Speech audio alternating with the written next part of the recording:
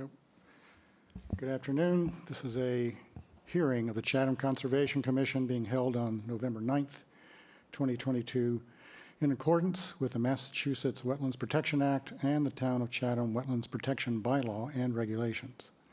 My name is Bob Rawls, and I serve as the chair. Hearings are broadcast live on Channel 18 and are also recorded for the on-demand archives available on the town's website. Today's hearing is being conducted in person, by phone, and by video conference. The agenda, instructions on how to attend, and copies of documents for review are posted on the town's website.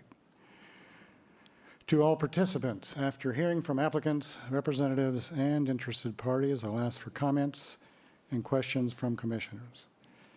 Whether attending by phone or online, please remain muted unless you have been recognized by the chair.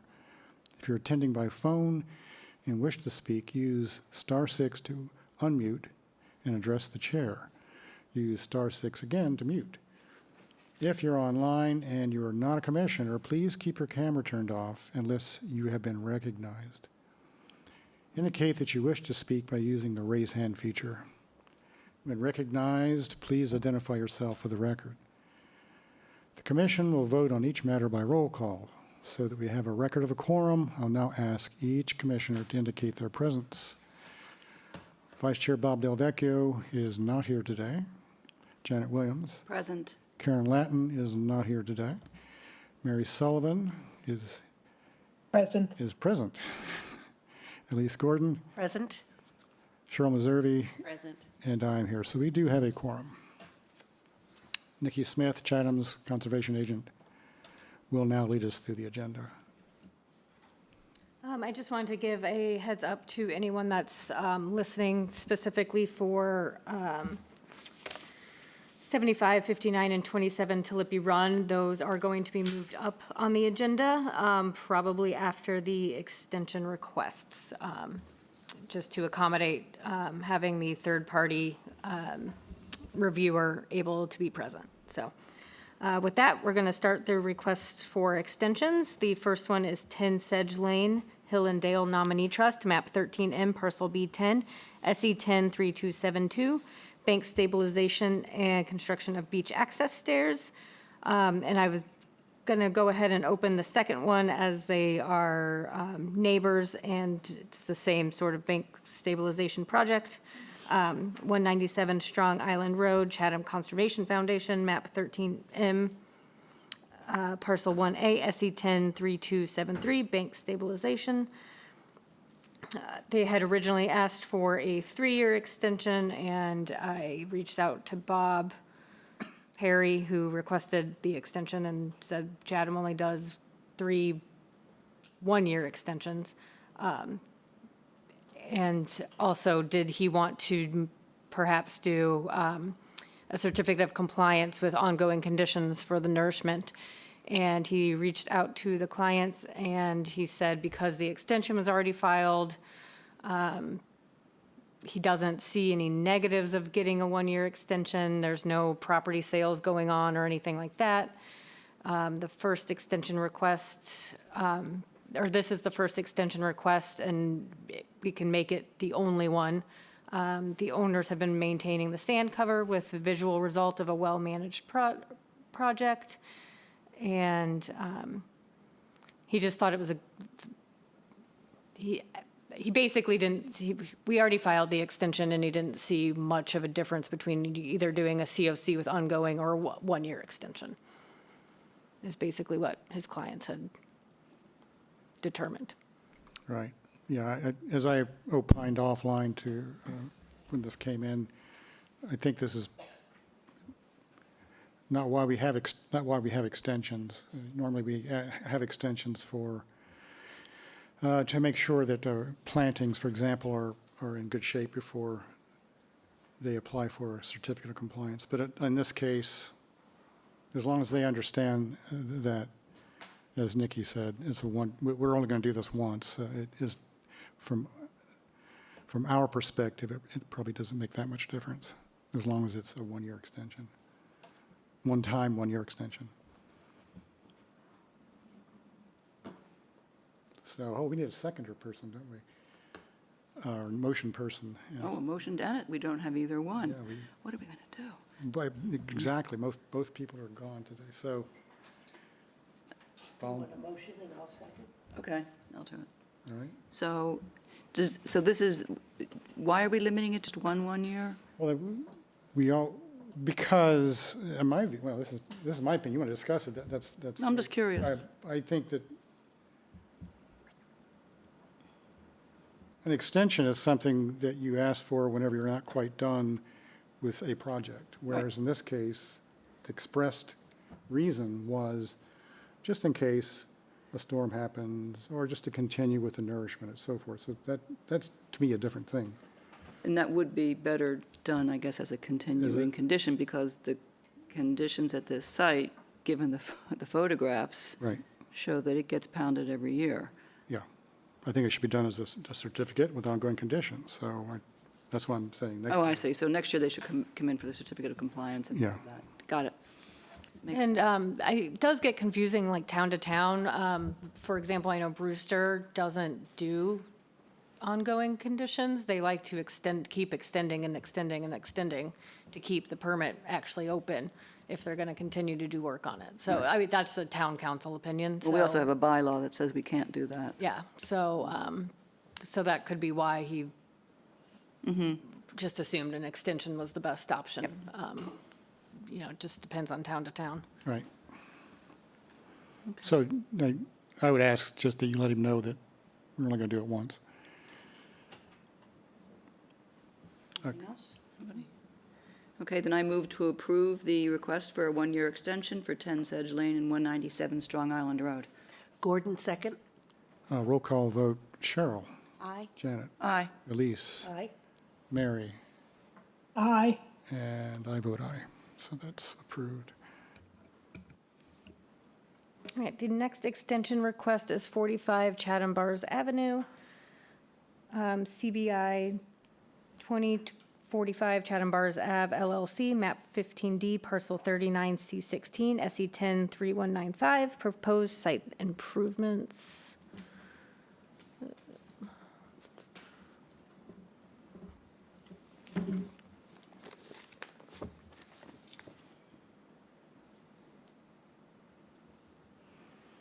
And they're asking for the one-year extension for additional time of the general, you know, the usual replanting of native vegetation. They didn't say because of the drought or whatever, but I assume it had something to do with it. No, it was, they just said replanting of the vegetation. Okay. With that objection? No? Question? No? Okay, then I'll make a motion to approve the request for an extension for 45 Chatham Bars Avenue. Gordon, second? Roll call vote, Cheryl, Janet, Aye. Elise, Aye. Mary, Aye. and I vote aye.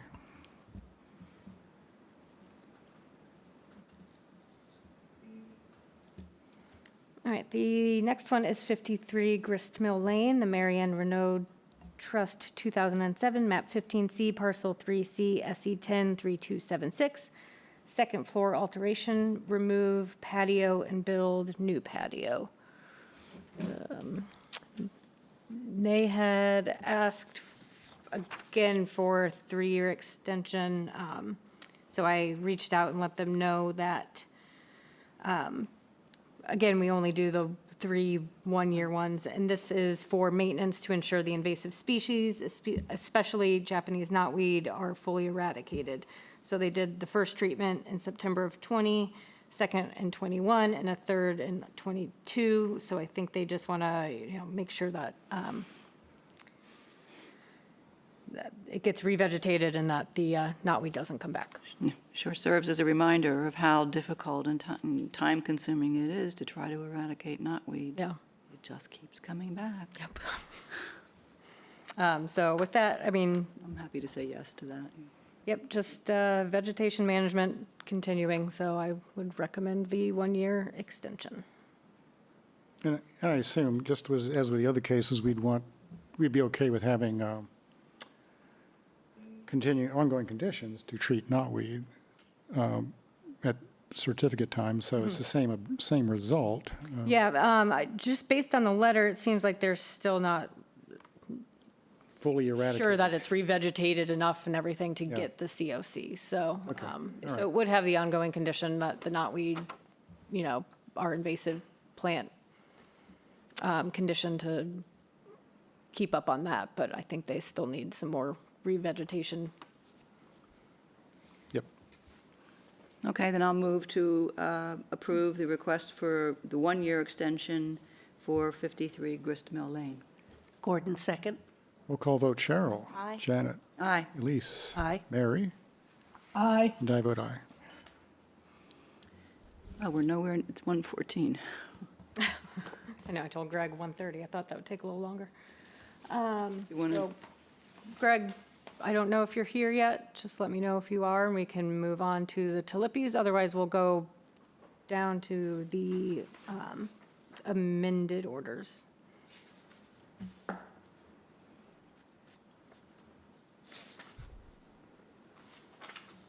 All right, doesn't sound like he's here. So we'll go to the request for an amended order of conditions, 65 Squanto Drive, Scott and Judith Stewart, map 10C, parcel E16, SE 103376, construction of terraced walls to intercept storm water runoff. So this is a phase 2. So we're looking potentially to approve the request for the amended order, and then we'll draft an order for our next work session in December.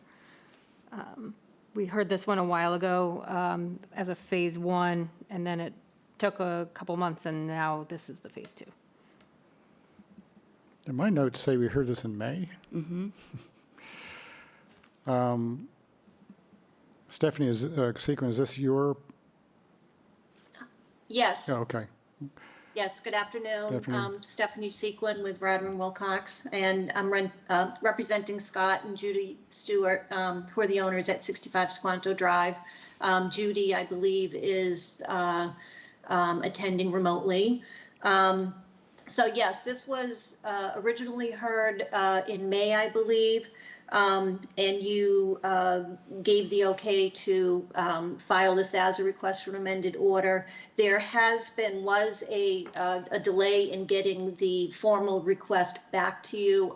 There was Jeannie Branson, who is the contractor handling the mitigation plantings, and this part of the project was in a car accident and was out of commission for some period of time. So that's why it took a little bit longer for things to get rolling again and to get back to you formally. So that's the reason for the big gap between the original meeting and our meeting here today. So if you've been out to the site, you will have noticed on the west side of the where the addition has been built already, there's a severe, to put it mildly, erosion issue. The road runoff from the street from Squanto Drive overtops what was a berm along the edge of the road during the construction process. I think that berm has been worn down and is not functioning properly. So road runoff from the road goes down, flows across the driveway, overtops the driveway, and down the slope adjacent to the building. So we are requesting approval to construct a series of short stone retaining walls to terrace that slope, slow the runoff down, and allow it to infiltrate into the soil. And hopefully that will solve the problem. There are other, certainly when the work is complete, and it's very nearly complete, that berm at the edge of the road will be reconstructed to better prevent the runoff from coming into the driveway. There is a drain in the driveway area where the driveway will be pitched so that it does runoff does flow to that drain. But in very heavy rainstorms, we expect that there could still be some overtopping of the driveway. So we'd like to, install the retaining walls to hopefully solve the problem. Right now, there has been flooding that occurs when the water runs down and actually floods into that pass door in the basement of the addition. So it's very definitely something needs to be done, and we're hoping that you'll approve this solution. Okay, thank you, Stephanie. Where will the drain go? Where will it drain to? Is the drain new? There's a drain, I see on the plan that, There was one there. There was already and it's one. been replaced. Oh. So it's a leaching catch basin. okay. Okay. Questions, anybody? I have a quick one. Okay. Hi, Stephanie. Did you consider putting in, rather than a single drain, the kind of horizontal linear drain at the bottom of the driveway that would function better to catch significant runoff? Anything that overtops the berm once it's built is going to be a significant amount of water. I honestly had not really, the drain has already been replaced, and I see Judy has her hand up. Okay, yeah, go ahead. Previously, before this construction, when the berm and the apron of the driveway was functioning as it should be, there was the drain in the driveway as it is indicated on the Ryder and Wilcox plan, and it handled everything perfectly. So we did exactly the same as before.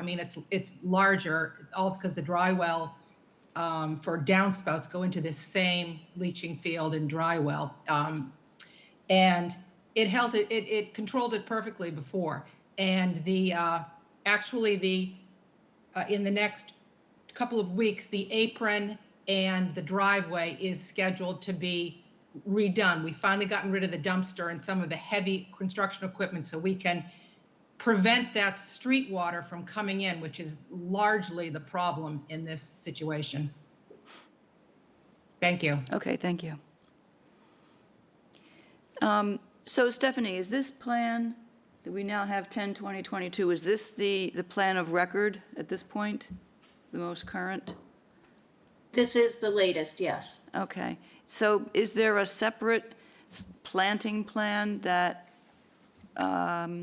supersedes, the last one, at least that I see, is December 2020, which only shows one red cedar, and cedar is a blue flax plan, and they're not doing the project. So is there a more recent?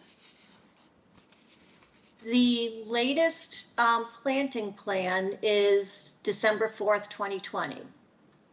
Okay, And that was submitted with this, just for ease of, having everything in front of you, that was submitted with this request for reference.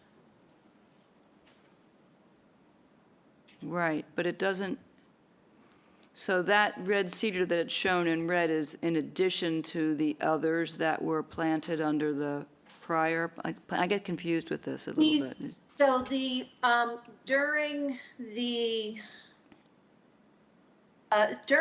first request for an amended order that was submitted in 2020,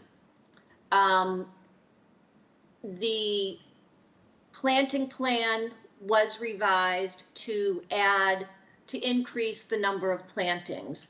And during that review, the commissioners asked Blue Flax to color code their planting plan so that the commission could understand or compare what the original mitigation plan entailed versus what was being added I to see, the right. mitigation plan. So the red those- ones, right, the red ones were the additional ones that were added for that First Right. Amendment. Right. They're not new with this current application. So does That's the addition of the retaining walls change this planting plan in any way? No, Okay, no. The wall is coming out 10 feet from the side of the garage and is not going to interfere. These plantings have already been put in. And so these walls are not encroaching on those existing cedars. okay. And the plants. Oop. Your microphone's on, your Oh, laptop yeah. microphone's. Click the wrong button.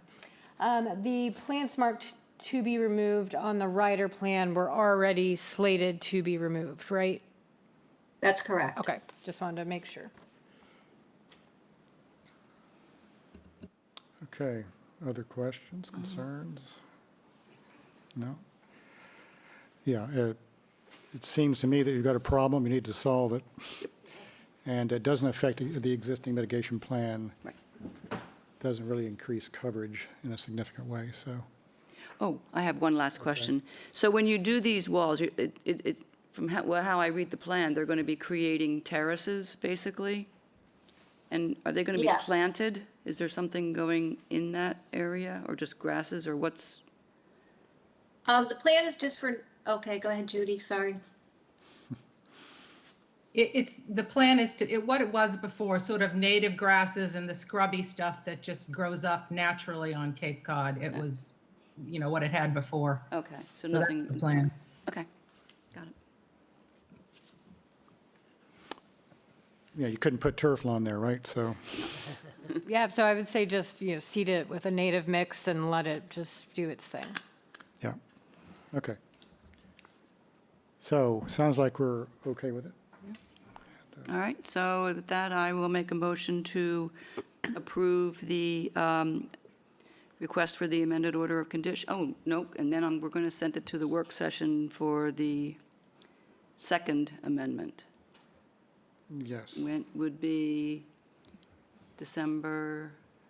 December 7th is our work session. So my motion is to continue this to the December 7th work session for review and approval of a second amended order. Gordon, second. Roll call vote. Cheryl. Aye. Janet. Aye. Elise. Aye. Mary. Aye. And I vote aye.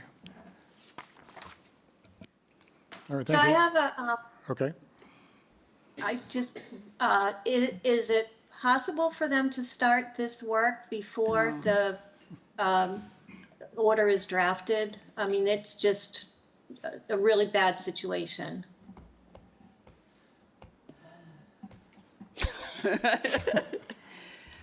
As far as the amendment goes, I don't think there's going to be too many extra conditions. But I don't know, that's tricky. It is tricky.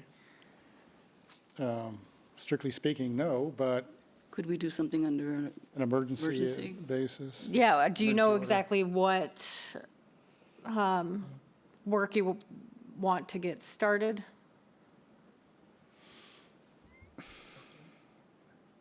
Go ahead, Judy. We need to get the driveway done and these walls done. It's critical. Like the 4 inches of rain we had on October 26th in 3 hours. It's just, we need to get this situation. I mean, it's threatening the property, the house. It is an emergency situation. It has been for the past month. But is there anything specifically that will start before December 7th and we can issue maybe an emergency order for, just the berm, the concrete berm, and then, do you know what The I'm? driveway for sure is getting done, perhaps starting as soon as this weekend, because that stopping the water from the street is the most critical first step in getting this under control. And the water in the basement is just untenable. We can't have this continue. We would like to be able to proceed with everything, because these masons can do the driveway and then they can start working on the walls, and that will solve this whole issue. I can't remember the standard for that. I remember the standard for the issuance of an emergency. Yeah, I don't know how, we haven't issued that many emergency order approvals, but have you, is there some sort of normalized process that we could use? Yeah, I mean, there's definitely an emergency order process. It's generally for larger things like your retaining wall or your house is falling and Right. off a cliff or something like that. And can I just add, when it does rain heavily, obviously the soil erodes and ends up piled up against the silt fence. It has been cleared up on several occasions. So, just the longer this gets put off, the more soil that's going to wash down, and potentially overtop the silt fence. So Yeah, we're just trying to figure out procedurally how to deal with it. procedurally, okay. Yeah.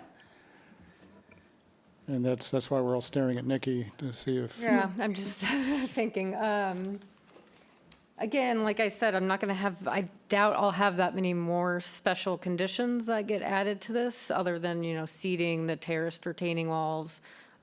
Everything from the original order still applies, which would be, the staging and of equipment and all that kind of stuff, but,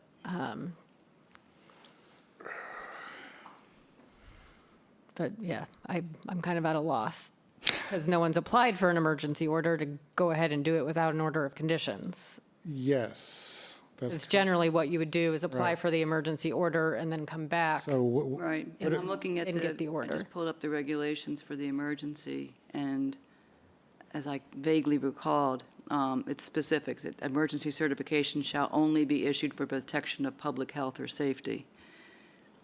Is there some way that could be construed that way?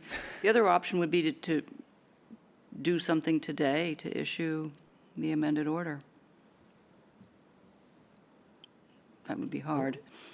Do it next, the next meeting, or work session next week. They're asking to do it by this No. weekend, Yeah. So what's involved in asking for an emergency? Here, I'll tell you, I've got it right here. So any person requesting permission to do an emergency project shall specify why it's necessary for the protection of health or safety, which I think we can probably say that the residents of the house are threatened by this. The request can be written or oral, but if oral, must be confirmed by written notice within 24 hours of commencement of work. A majority of the commission must certify the work as an emergency. And then with 21 days after commencement of the project, a permit application shall be filed. We actually already have that. And work shall not exceed 30 days from the date of certification by the commission. Boy, that all sounds doable, doesn't it? Yeah, So Yeah. it's up to Yeah. us to decide it's an emergency.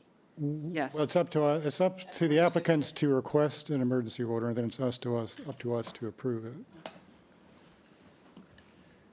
So could we formally request an emergency order be issued to allow this work? Sounds like it can be done orally, which it sounds like you just did. And you have to confirm it first in one. writing. Yeah, so by tomorrow, you have to submit it in And, writing. yeah, a follow-up writing, or follow-up the Okay. request in writing by tomorrow or today. Okay. And in the meantime, yeah, then we would, as far as the conditions are concerned, so Nikki, do you think by tomorrow we could cobble together a reasonable set of conditions before they actually get that approved and begin work? Yeah, I don't see why not. The amended orders are usually pretty short. We just say, everything that pertained from the last two orders still applies, and these are the Right. couple new special conditions, so And that, and the normal best practices, which I'm sure you're very familiar with, about sediment control and all that. yeah, I Yeah, don't, I yeah, I don't see think that. that's the way to do it. So you've requested it orally, if you could follow up today or tomorrow in writing. And then tomorrow, I would say, this is Wednesday, yeah, by tomorrow we could, how do we approve it if we're not here? she'd have to put it in the box and we'd come by and sign. Yeah. So the goal would be then to get it signed by the weekend, maybe before Friday, before COB Friday, but hopefully before COB Thursday. Yeah, it would have to be Thursday because we're closed Friday. Okay, Right. Veterans so Day. COB Thursday, hopefully everybody can get over there and sign it. You're furrowing your brow, Stephanie. Is there an issue? Well, tomorrow is Thursday, correct? Yep. Right. Okay. When's next rain in the forecast? Friday. Weekend. Yeah. Friday. Hurricane Nicole. Hurricane Nicole is coming on Friday. No, I shouldn't laugh because do you guys have a plan, I hope, for dealing with this? I mean, can you put some Sandbags? or some straw hay bales or something along the street to prevent? We have a temporary berm that keeps getting reinforced, and it's helped a little bit with some underlayment material for a driveway that was used for our front walk. So we have a berm that we're trying to maintain, but we need the real thing. Yeah, yeah. So how does that process sound, Stephanie? I think that will work, and I appreciate the commissioner's, willingness to give an extra effort, but I really think it'll make a big difference, rather than having December 7th is 3 weeks away. I think that is fine, and I assume I can email the request for the Yep. emergency order, correct? Yeah, it's just a page, so that's fine. Okay, Yep. All right, so, I will So- do that as soon as we're done. all right. So we'll get the word out to commissioners to come by and sign it for the end of business tomorrow. And, if it turns out that whenever we put together the actual amended order, hopefully there's no surprise in there in terms of conditions. No, it shouldn't be. There shouldn't be, but you never know. All right, then I'm going to withdraw the previous motion and now make a motion that the commission specifically certify that this work under this amended order is an emergency project, and that we approve the preparation of the amended order of conditions on an emergency basis. Gordon, second. Roll call vote, Cheryl. Aye. Janet. Aye. Elise. Aye. Mary. Aye. And I vote aye. Okay, I hope that helps, and good luck. Okay, it does. Thank you very much. We Okay. really appreciate your help. Thank you. Tomorrow, put a note on my calendar. Yeah. Yeah, if Nikki would just, Send us all. and email us just to remind us that we have to come by. I guess so. Yeah, I can come there. I can come at lunchtime. And pressing the wrong button again. I can always, Crystal or I can run by someone's house or meet someone somewhere if need be, if we're getting down to the last minute, so. Okay. I can come by tomorrow. All right, well, that Just killed need, that we just need 4 of us, 15 right? minutes we needed. Yeah, I only need 4 of you, so. All right, I did see that Greg was on, but I'm just gonna finish up the amended orders while we're on that section, and then we can move on to the Tilippi ones. It does look like he's on, but So if Catherine is okay with that, we'll do the request for the amended order for 94 Seashell Drive, Shea Schwartz LLC, map 1A, parcel 2AS2, SE 103443, proposed drift fence. Good afternoon, Catherine Ricks with Coastal Engineering here on behalf of the applicant. And this is one that we had discussed at the last one to get the approval to go forward with the amended order. The sturdy drift fence along the shoreline in front of the dune that has been established at 94 Seashells. I can share my screen quickly just to pull up the plan. Okay. So it's just in line with the neighbor's drift fence. So it's pretty much just a continuation of that to catch any of the wind-blown sand in that area to really establish that dune, which protects the salt marsh that's behind it. So we're just asking for an amendment. Previously, it was the really light-duty snow fence, which is now covered with the last nourishment that was done. So this is just to be in front of the dune to really hold that dune and establish that, because it's a pretty relatively small dune in front of the salt marsh there that is a very well-established salt marsh they'd like to protect. So that's what the amended order is for. Okay, thank you, Catherine. You're welcome. Actually, I'm maybe a little confused when I look at the site map. There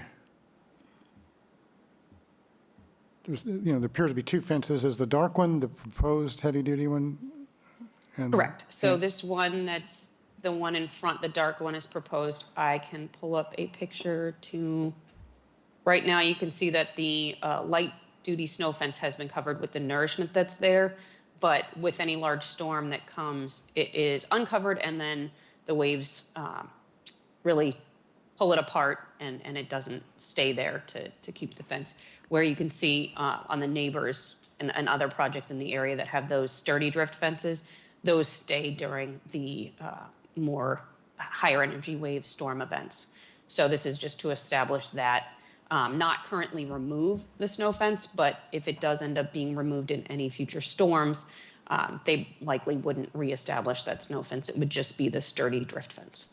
Right. So looking at the comparable sturdy fence next door on your site map, I see what I remember being gaps for wildlife.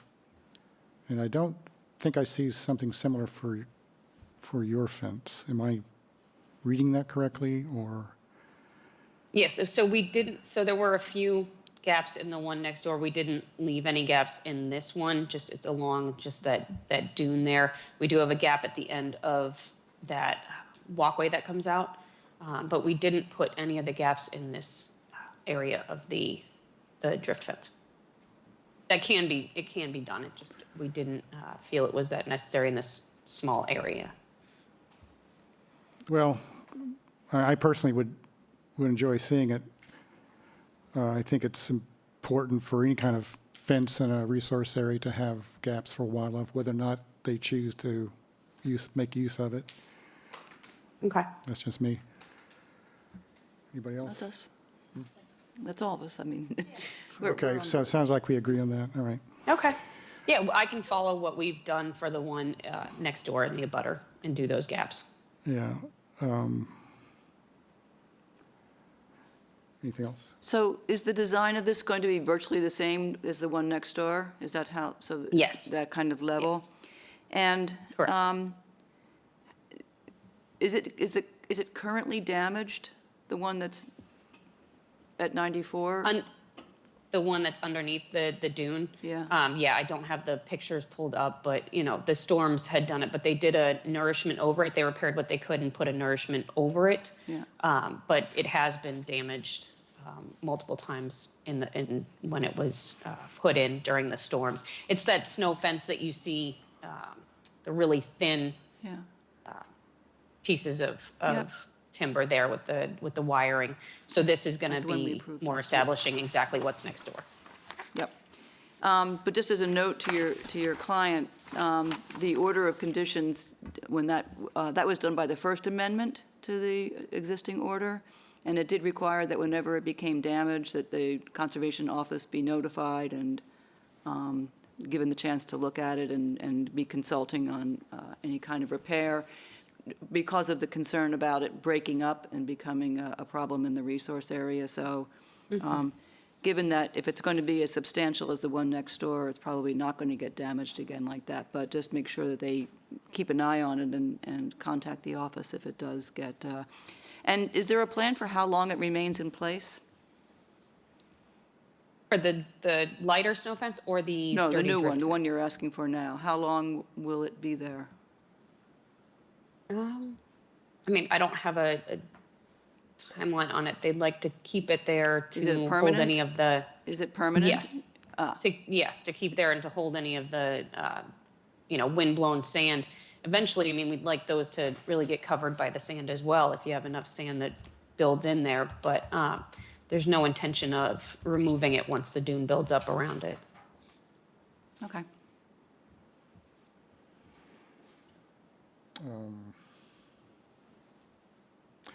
Anything else?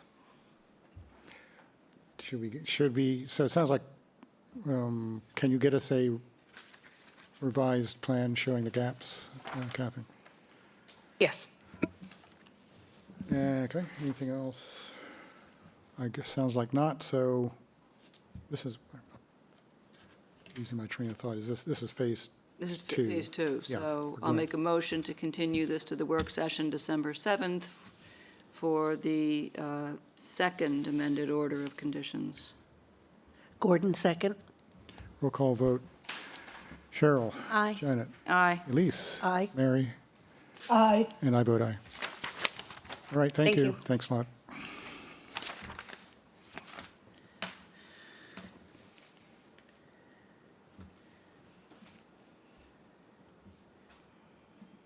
All right, next up, we're going to, there we go.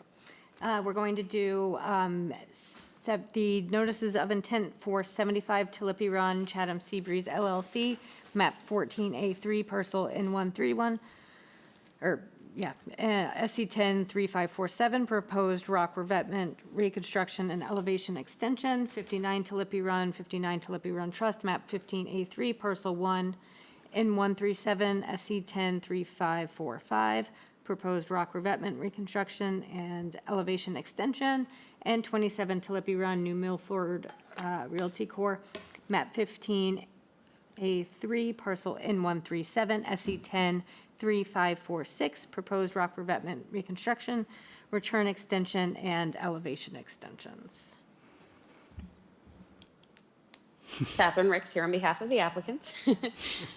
We did submit a paper on our response, included our response to Greg Berman, but also just a white paper on revetments and the wave energy in different environments on the increasing the height of revetments, the wave absorption and the energy, the reduction in the energy reflection. I know that we can discuss that, but also when it comes to obviously Greg Berman's on and these three projects, one thing that we did look at his report and agree that the 59 and 75 Tillipy, we are going to revise the slopes to the 2-to-1, which reduces any wave reflection and actually absorbs more in that slope. And then it also will reduce that fill area that we currently have. So it'll reduce the amount of fill that has to be placed to support the revetment by going with the 2-to-1 slope and going to a 20-foot height, which is just rounding the wave analysis down to 20 instead of rounding up to 21 feet. And then on 27 Tillipy, due to where the house location is, we aren't going to go to a 2-to-1 slope, so we would transition from the 2-to-1 between the 59 and 27 Tillipy, but again, going to the 20-foot height on the top of the revetment. And we feel that the revetments with the rough face, the way that the stones are keyed in on these revetments, and the height of the added height will be able to absorb the wave energy and reduce the amount of any, or if any, wave reflection off of these. But increasing the height, you aren't going to get the overtopping and the overwash. And I do have a couple photos that will show the overwash that has occurred at 75 Tillipy. That shows what I was in my report, how if there is wave run up and overwash, if the height of the revetment is not large enough, you have these pockets of erosion that go behind, and then the rock revetment will fail underneath or behind the structure, and it can continue doing that if the revetment height is not able to absorb or get enough of that wave run up. And due to the location of these and the location of the break, we did the wave analysis, which goes up to the just over 20 feet. And I know that a lot of times we look at the base flood elevation from FEMA, But we do have to remember that the last time FEMA published anything in this area was 2014, and that break that brought that open water, that much longer fetch to this area occurred in 2017, which is why we did the wave analysis, and it shows higher than the base flood elevation, which is why we are requesting to go up to the higher elevation on this, which would be 20 feet, to reduce any of this erosion at the top of the revetment, which has the whole revetment fail, and then it doesn't protect the slope. So I don't know if we want, I can take these down, and then Greg Berman can go on his. Yes, thank you. Just before the pictures you were showing us, are those that were referred to as attachment A in your report? Because we didn't. Yes. Okay. And I realized today that didn't end up going with it. So those were the pictures that were meant to be submitted with it. Okay. All right. Yes, Mr. Berman, at long last, if you're still with us. So Greg, I told him he didn't really have to do a whole presentation. Okay, all right. He's kind of here just if people have Questions? All right. questions or, something along those lines, unless he, Unless you Has any wish comments? to say anything, it's your choice, obviously. Yep, so I don't have a presentation prepared. I mean, Okay. I haven't read comments on my comment letter or anything like that to go back and forth. It sounds like Ms. Ricks has done some, positive adaptations after that. The reducing the 2-to-1 in some of the areas is definitely a positive. But yeah, mostly just here if the commission has questions about the report or if more things have come up that they would like to Okay. ask me. Yeah, fair enough. Thank you. So we will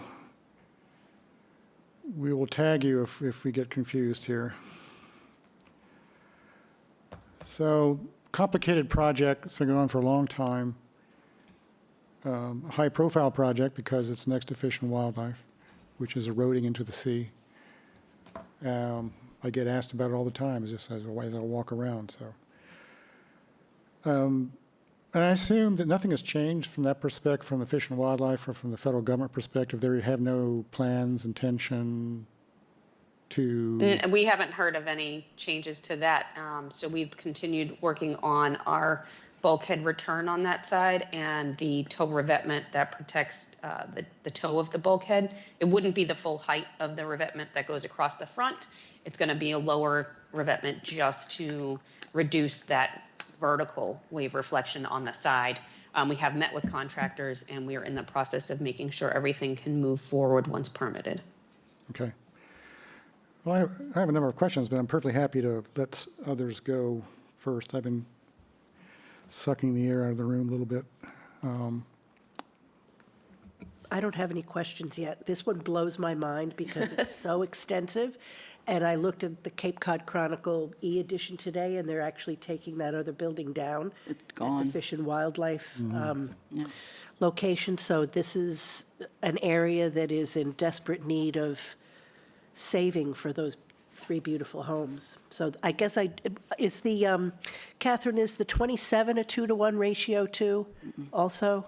So that's actually where we're going to transition from 59 to 27, from a 2-to-1 to a 1.5 to 1. 1.5, Because the okay. house, if we did a 2-to-1, we'd end up coming in very close Wait. to the front of the house, and then you're putting that foundation at risk. Okay, thank you. I didn't get the 1.5 at that point. Just to follow up on that, when you say the front of the house, you mean the dwelling or the garage? The dwelling, not the garage. Okay. No, it's not near the garage. The garage is over on the side. It's more just the dwelling. Okay.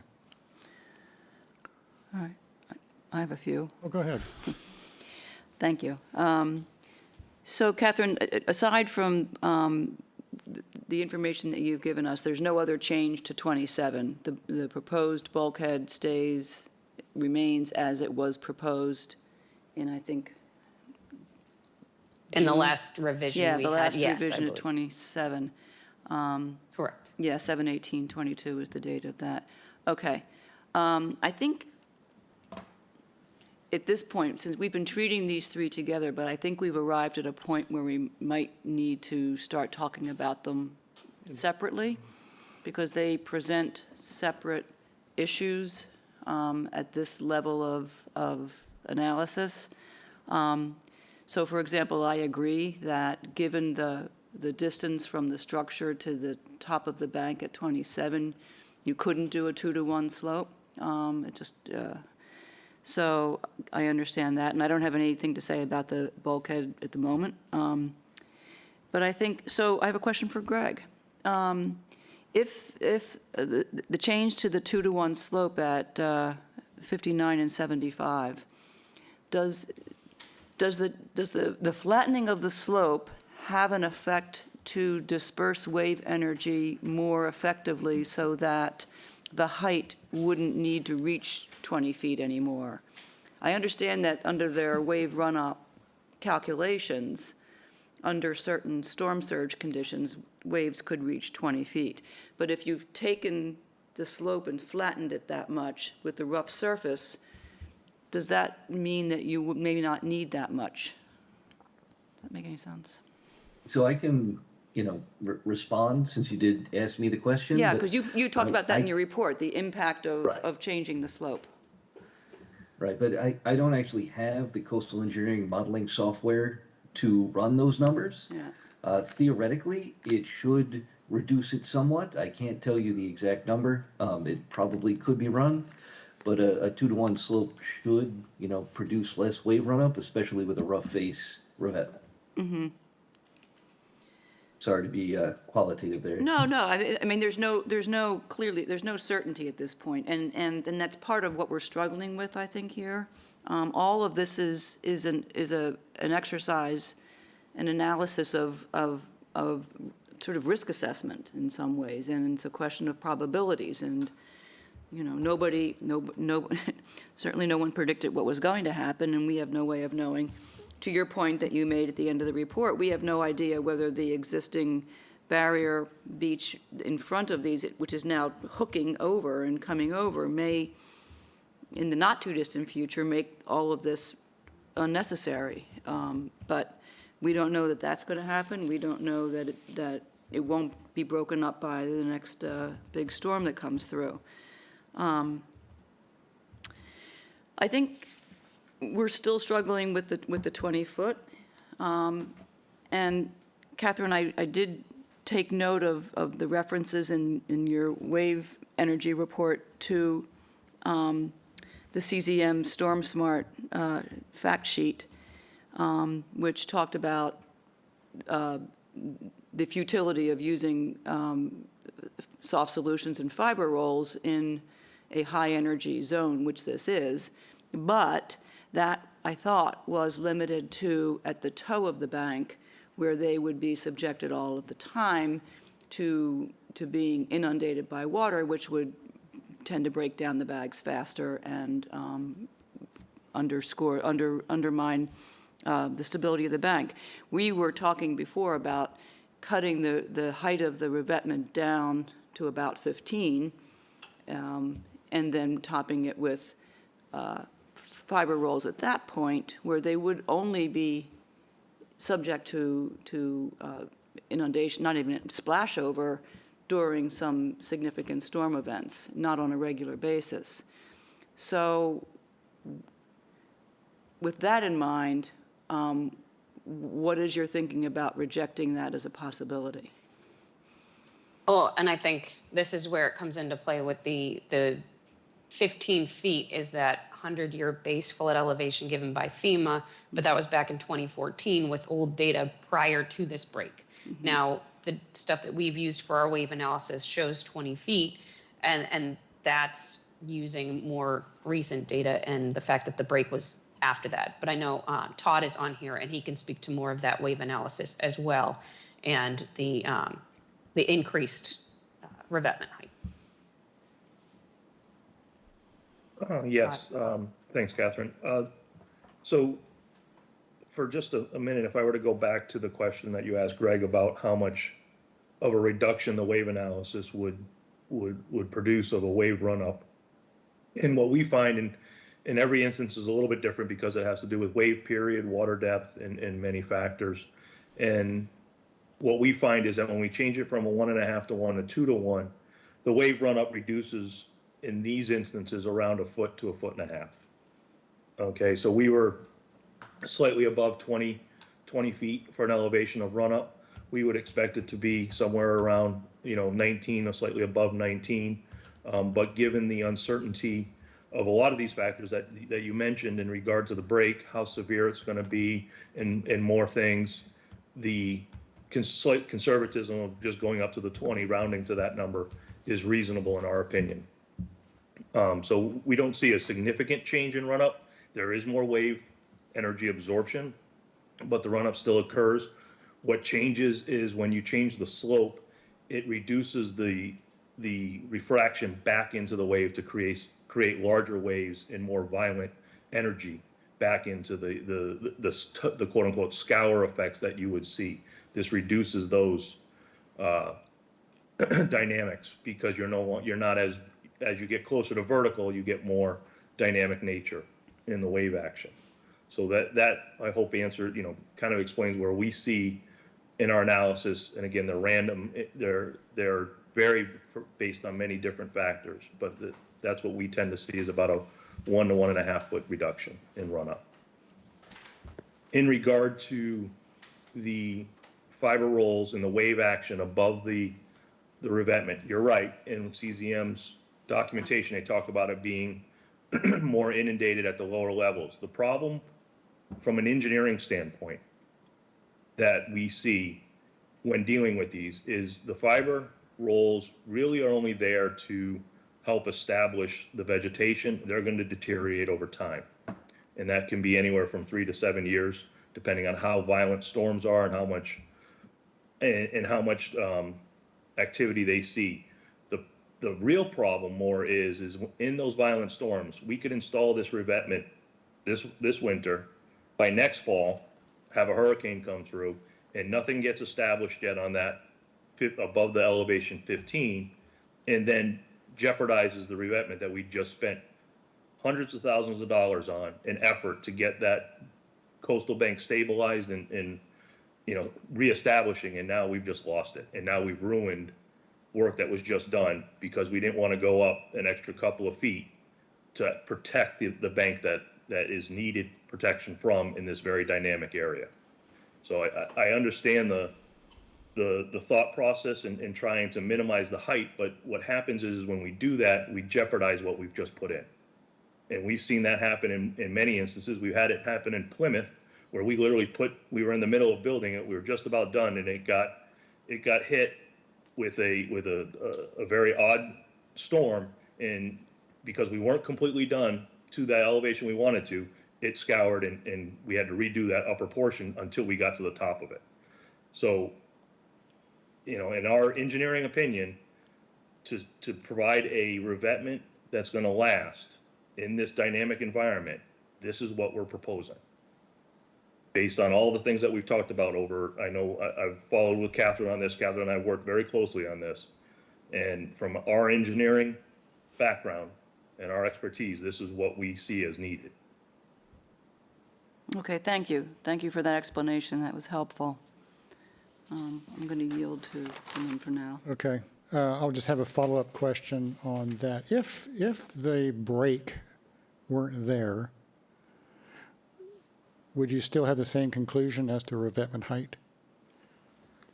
We would have the conclusion that it would be more, our analysis would change and that break would be there. That break wouldn't be there and the waves wouldn't be as dynamic, and it'd be more in line with the 2014 data that FEMA has. And we would probably be reducing it in elevation to match that information. But with the break that has occurred, we're dealing with the dynamics that are presently occurring and will occur in the future. Right. I'm actually asking this somewhat academically, but also I have a thought in my mind as to why I'm asking. And so what do you, just off the cuff, think that revetment would be then? 15 feet? Or somewhere between probably with with taking into coastal resiliency, we probably would look at 16 to 17. Okay. So we're still talking just about a matter of a few feet here, a few feet there. In reality, with the size of these rocks, you're probably talking 1 or 2 rocks, if that, in height. Right. And, you know, we're obviously all amateurs here. None of us are engineers. However, I do remember hearing a presentation a couple of years ago that that break is assumed that it will move on in the next X number of years. So that's one reason why I'm asking is that I don't know how long, I guess no one can predict how long it will be there. But it's all a matter of probabilities. Okay. So the other, just moving on a bit, back to Catherine's analysis, and Catherine, you were talking about how the spray, if for a soft solution on top of a revetment, could, or perhaps would, essentially kill off the plantings that would be in the soft solution above the, let's just say, a 15-foot revetment. Is that your contention? So when we talk about salt-tolerant vegetation, it's salt-tolerant to saltwater spray and like the salt air. But to have the roots consistently get hit by saltwater waves and have all that saltwater sit there in the roots, that's why you see it's mostly above at 59 Tilapy, those pictures, or if you were out there, that it's all kind of died right at the top there because it's getting all that extra wave from the salt water. It's not just a little bit of spray here and there. It's why it's called salt tolerant. They tolerate the saltwater spray and the salt air, but it's not really meant to be watered by the salt water. So you'll see more of, if it gets more of the wave run up, then it does kill off those plants faster than if it was just the salt spray. So in your view, there wouldn't be a type of planting that could resist that much salt? Salt marsh resisted, but salt marsh isn't Okay. also going to be up there without the consistent salt water. So it's finding that it's not, there's not a lot that can really have either not consistent salt water or consistent salt water. That in between, it's hard to find those plants. Right, okay.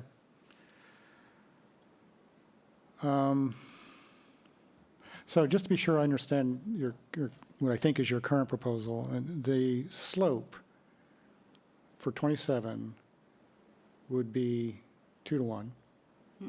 No, 1.5. 1.5. Yeah. Yeah, 1.5. And it would have the transition of the 1.5 It to would- 2 Well- going towards 59, and then the 2 to 1 on 59 and 75. About where would the 2 to 1 start? We haven't done the design analysis to determine how Okay. long that transition would have to be. But the main reason we need to keep the 1.5 to 1 is over by the dwelling on 27. Right. So after we get away from that is where we can transition to the 2 to 1. Okay. So you actually don't know yet, but you would, if you got the go-ahead to complete your design, essentially. Okay. Correct. Because it's the matter of how close to the dwelling we can come with that top slope. So we'll have to look at that before we can figure out where the transition is able to start and finish. Right. So where can things go wrong with regard to that, the vertical wall that you would put in at 27? Could it could it be breached from behind through further erosion? And if so, what would be the scenario that would play out? So we have it going straight back into the bank. And in that way, that if there does happen to be erosion that starts getting closer to that end, it can continue going back in. But at this point, we have it going in a good amount into the bank and then the toe revetment. And there can be annual nourishment placed there at the revetment to keep that from continually eroding. But eventually, if it does, we can continue that wall straight back, which You is would why just we have it at that angle. Keep extending that into the landform. If next door keeps eroding away. To the yes. property line, I guess. All right. Yeah. All right.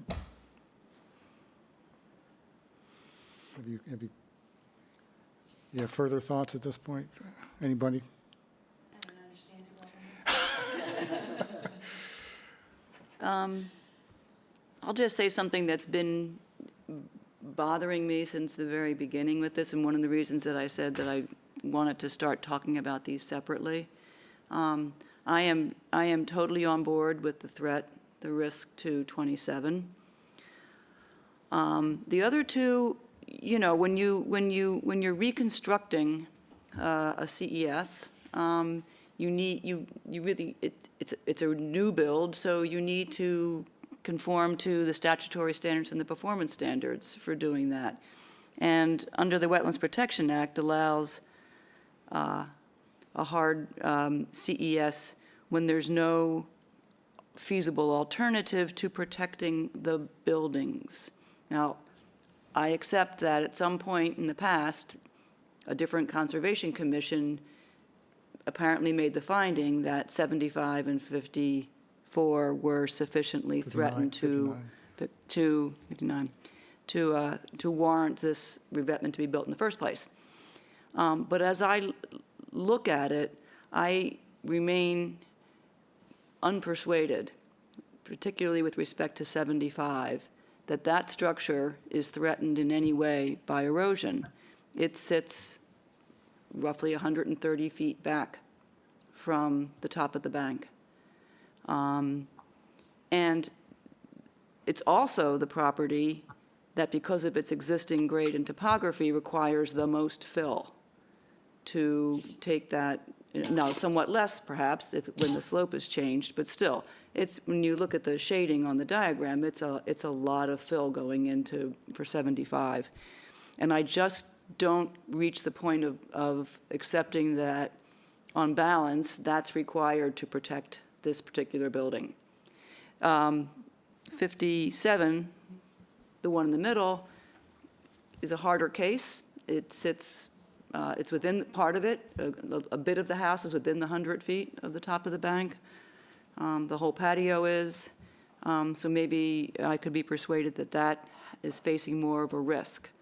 So even though this is a joint application, not a joint, this was presented together and thought of together, and clearly these three property owners are trying to solve their common problem together, their circumstances are very different.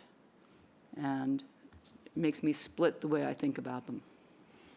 Okay, so one thing with that is if we make a jog, if we pull that revetment back on one or two properties and you make a jog in the shoreline, you're going to cause a lot more wave reflection off and in different directions and more scour on the beach there. So if at all possible, as engineers, we look at the other properties next to it and try to keep that shoreline in line so we reduce any of that wave reflection there.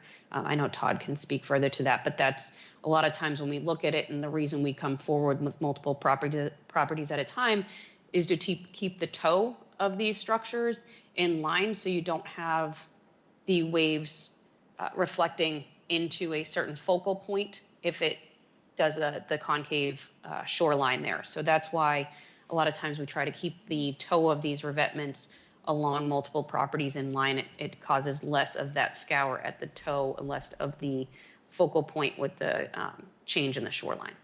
Right, but if the toe wouldn't necessarily have to change, it's just the height that we're talking about here. And the height, we already have the situation because the property to the south of 75 is keeping its revetment at roughly elevation 9. And with that, so those pictures that I was showing, what occurs is that it all erodes behind it, and then you're going to have more failure at the top of this revetment, and then it would end up being a lot more fill in order to protect that bank that's there, or complete failure of the revetment as is, which then can lead to additional failure behind the ones abutting it.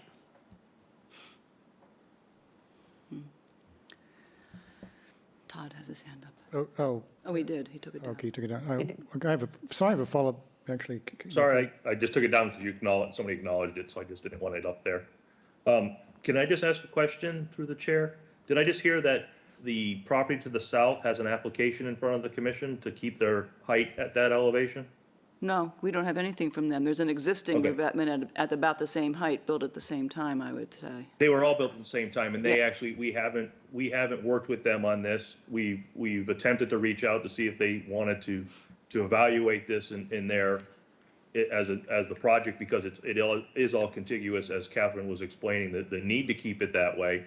Also, if we change the design of the 75 and do anything to that, the actual revetment heading towards the property to the south, their house is actually closer, and that erosion could continue to occur behind that revetment, and is some of the worst erosion is on that southern property line between those two houses. I will note that we have been made aware at the southern tip of that revetment at that property, through conversations with Ted Keon and the park rangers who have walked that Monomoy Trail, and we've confirmed it with some quick soundings out there, but the erosion and the change in this whole area and the dynamic nature, that is actually starting to look like that tip might start failing sooner rather than later. So again, if we're as Catherine said, we look at this as from an engineering standpoint as one system of CES, and that's what we have to design it to be contiguous and to work well together and not undermine the next one adjacent to it. We'd hate to do something that's now going to jeopardize the property to the south. We believe that the property to the south needs to address it also, but if we don't protect, because the break is coming from north to south, that wave action is going to start hitting that north end of that last house, and if we don't protect 75 properly, it's going to further jeopardize that house to the south. So we can't look at it as just one house from property line to property line. That's what we're trying to address as a system, as this dynamic break continues to move. I have a follow-up question then for you, Todd. On 75, and then the property next to 75, well, I don't know what its number is. I don't either, I'm sorry. By building 75 up to 20 feet, do you increase or decrease protection for their neighbor with their 9-foot with their 9-foot revetment? We increase their protection, but we have to, at the end of the 75, we have to drop down and taper that at the end to match in with their elevation 9. The hope is that 97 will realize, and I believe it was a new purchase of a house, the new owner also. So there's been some transition of ownership, which the relationships haven't been made there between the neighbors. But the hope is that they would join and realize the need to do what the 3 properties to the north are doing. Are they the only one left? Yes. Okay. And then if they did that, you would have to come back and untaper 75's revetment. Yeah, they would basically just ask to connect to the higher the elevation to the north, which would just require work on 75's property again, which the hope would be that order would be still open and wouldn't be with much of an issue. Right. Okay. Well, Mr. Berman, if you have any helpful thoughts that you have formed as you've been listening to this discussion, feel free to share them. I don't want to put you completely on the spot.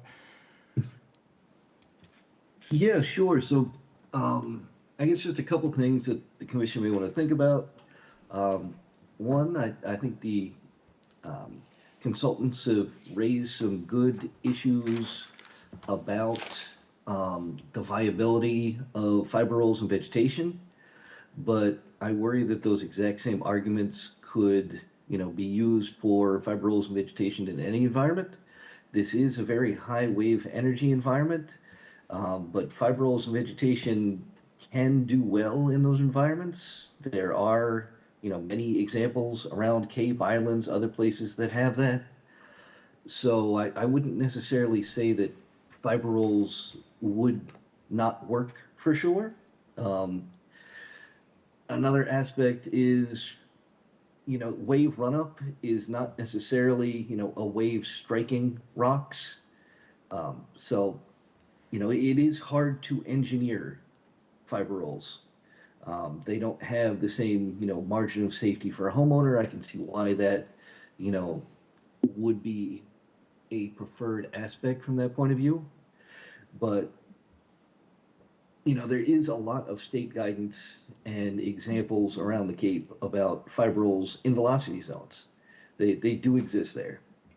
Also vegetation, depending on, how much salt spray it's getting, there is a variety of vegetation that can survive, certainly we're talking 20 feet or even 15 to 20 feet above mean high. If it's getting inundated by tides or even like the annual storm, it's probably too low. But if you're only talking, between the 50 and 100-year storm levels, that's unlikely to be wet often enough to affect all vegetation in that area.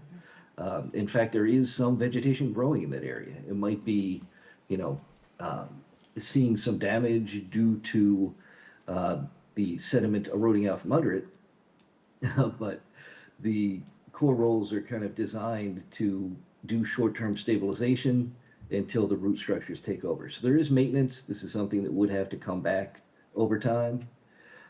And I guess just kind of an overall note that I think the kind of the horse is out of the barn with where the revetments are already. A previous conservation commission did decide that, this is where they were in order to protect the houses. Right now, I mean, I don't necessarily think that some of the houses in this grouping are at imminent risk of storm damage, but the revetments in front of them are being damaged by storms, and that's what's going to be protecting the houses eventually. So for what it's worth, it's there have been some nice adjustments made. The 2-to-1 certainly don't want to make it steeper. 1.5 to 1 is kind of the minimum, but the applicants are kind of going above and beyond there.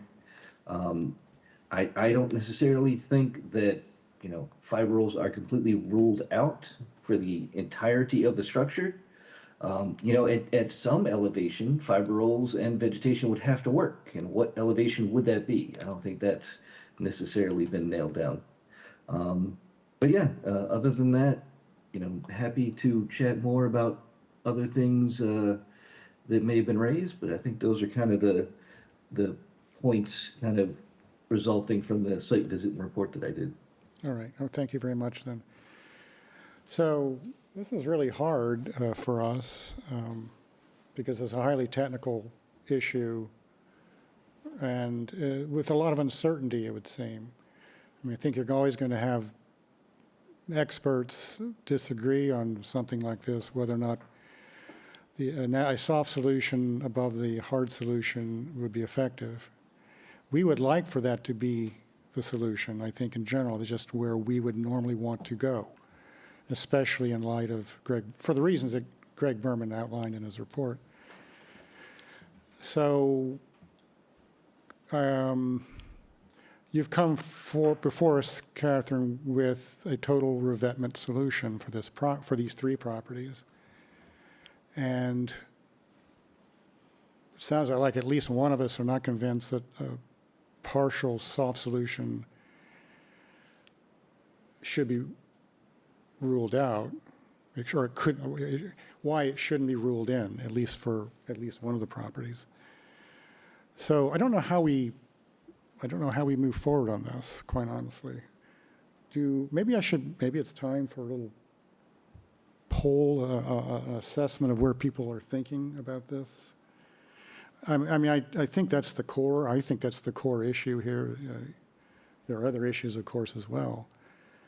But I think it's time, because we've been talking about this for a very long time, to sort of give us a sense of the commission, even though 2 of us are not here, unfortunately. That is unfortunate. But nevertheless, this is just where are you with all of this? So with my limited knowledge, I have walked down there, and so I can see where Janet said 27 something needs to be done more drastic than the other properties. because they will lose part of their house. But I feel like in a way, what is it, the one on the end, 75.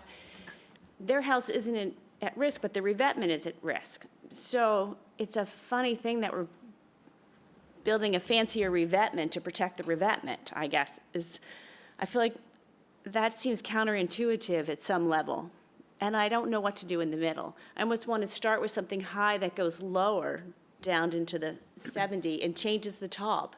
But I understand that's probably an engineering nightmare. But if I could have what I wanted, I think that's what I would do, is I'd slowly have it go down and the final one have fiber rolls on top of it at some level, not all the way up to 20 feet. But I'm not an engineer. So that's what, like, if I closed my eyes and could envision what I wanted this to look like, that's what it would look like. How's that? Thank you, Shirley. Mary, you're an engineer. What do you think? Well, I have, been watching this, because we take the boat and we go out to South Beach on a regular basis. And my concern is actually more on the other end with the wildlife, the United States government, choosing to not take any role in protecting their land because, I believe they've decided that that's not in keeping with their mission, and that they are willing to forego taxpayer dollars into the ocean. I'm not sure that there's any choice but to have that higher revetment for the neighboring property, but I do wonder if that's even going to hold up. The other thing is, though, in terms of the extension, I do tend to agree with Catherine in that we've already seen, or I've already noticed just sailing over there, as things have shifted and the sand has shifted, the water is running very strong by those properties, and it has increased. I have not measured it, but as someone who's boated there frequently, I feel that to assume that it's not going to continue, that they are not at risk just because they are farther down and away from the velocity zone, I think is short-sighted. So I'm just sorry. I don't know. Mary, were you talking about one of the specifically 75 when you said Yeah, that? 75. Okay. I was talking about, down farther. I know the house is farther back up, but Okay. I also understand that, varying the height of the revetment going down. Okay, thank you. But certainly adding that amount of fill is a concern. So I'm sorry, that's a rambling way of saying I think they need the revetment more in the beginning, as Janet was saying, but I would not disagree with the thought that you need to keep it at that height for the entire length of the property. Okay, all right, thank you. Elise? So I'm going to do a mush of Good. Cheryl's and All right. Mary's, because the thoughts were all there in my head. As we've been talking about this, I was also focused on the wildlife area and wondering, no matter what we do, what is that going to do to 27?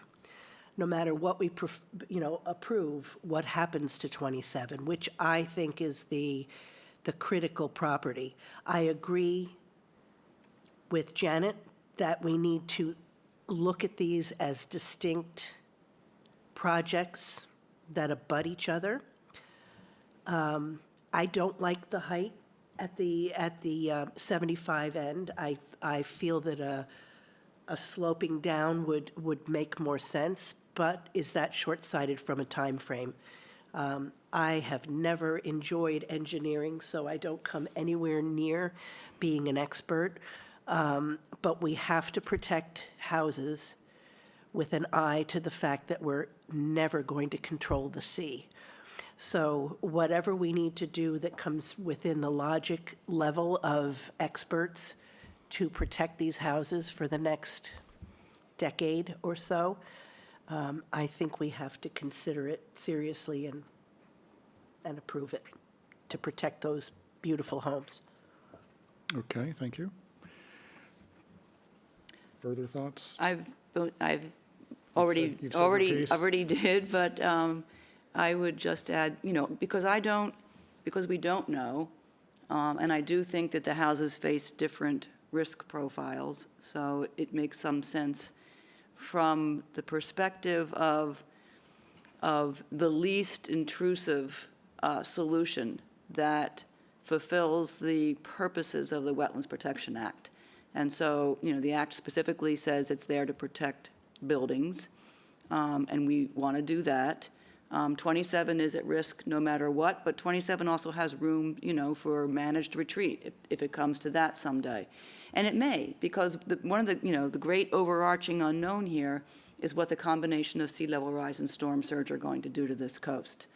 And it may be that they do all of this and they still have to move the house back or forego the house.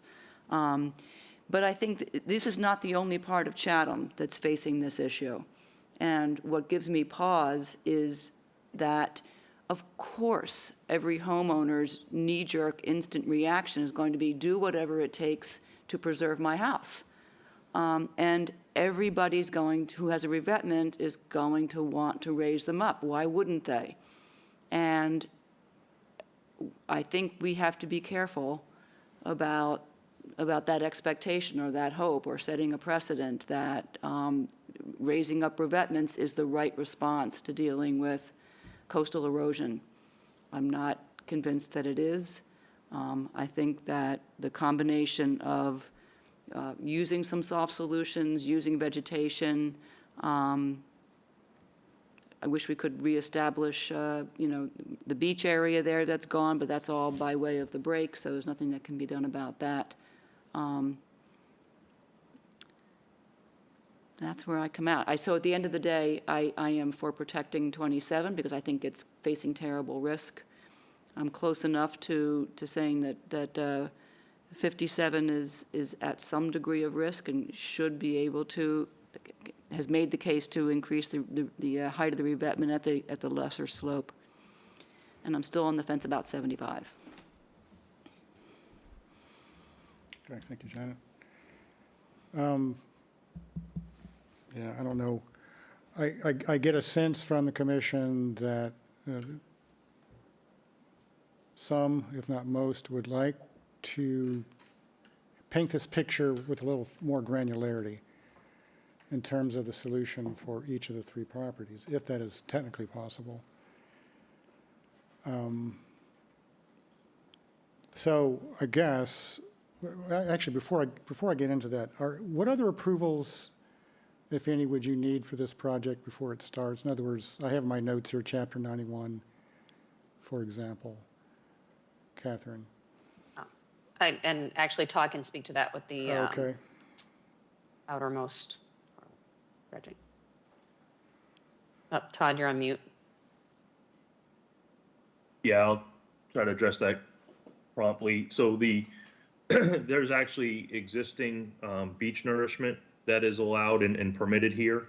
And as working with another one of our clients, Outermost Harbor, we are looking at utilizing that beach nourishment and putting that back in, knowing it's going to go away because it does every time it happens, but we have the right to put it there under the existing license, existing permits and such, which by doing that, we technically are above mean high water. And we will be working with Chapter 91 as during the current state when there's beach nourishment, it's above mean high water and the high tide line, and that because of the nature of 27, we would be looking at needing to file for Chapter 91 following the installation just because of the timing. So we're working with the state on that approach for once we put beach nourishment down, it's technically above mean high water, which is an ongoing activity and was never licensed. So that's what we need from that aspect. And that's pretty much the only permits we need at this point.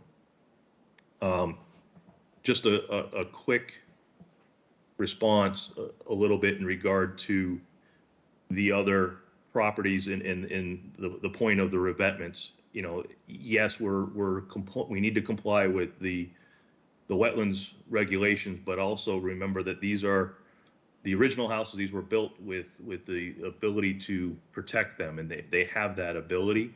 And I guess it comes down to the point of the engineers, as an engineer, we have to analyze the situation and the conditions. And while these conditions are changing, I understand in current year one right now, 27 is in most jeopardy. In future year 5, 75 could be in as much, if not more, jeopardy. Because if you look at the topography of that property, once that gets breached and any future erosion occurs, that's going to retreat quickly back to the lawn area and everything else because of the lower lying levels. So if we don't address that and design that properly, at some point, they're going to be in as much jeopardy because that break is continuing to move. Again, we don't know how much that break's going to move and how fast, but there is an extreme dynamic nature occurring. And that's what, as engineers, we're trying to do our best to protect the properties, but also the environment and the dynamic nature of what can happen if that revetment were to fail and we didn't do what we were supposed to do to protect it and design it properly. Shame on us. But that's what we're here to do, and we're doing everything we can within the confines of the regulations to provide a system in a natural environment above that from adversely affecting the area. We're trying to protect the area, and there is an existing revetment. So the revetment is there. It's not like it's brand new, but it's an existing revetment. So that adds a little bit of difference to it, I think, in that regard. They're currently dealing with a real potential failure. One big storm this winter could change the whole dynamic, and we could be sitting in front of you with a different picture in 6 months. All right, yes, thanks, Todd. Yeah, I don't think we're arguing that they shouldn't do something, and I don't think we're arguing that the revetments shouldn't be there. I think that we're quibbling, over just the specifics of the solution. Trying. Can I? Yeah, go ahead. Oops, sorry. Can I offer maybe, having for 75 specifically, if we were to have a third-party review, a separate one, another engineering firm, a wave analysis and review of that, taking, provided by the client. I know Greg did his review and inspection of that site, but have a third review and look at our design and provide feedback to the commission, a separate report of an opinion from another engineer. Would that be something that you would be interested in? No, we love reports. Oh, I know. We do Eastward Ho for you. Yeah. However, thank you for the offer, and I'll ask others here what they think of it. So do I understand then that you put 59 and 27 together? In other words, the solution there should be uniform, whereas potentially 75 is a separate solution. And why are you focusing on 75? No, I'm all these have to go together, to be honest with you, because all the access is connected through 27. This is built as a system. This is going to be really hard to just then come back and do 75. So we have to do them together. 27 needs to get done now. We need to get that bulkhead in. So we need to separate that as an approval.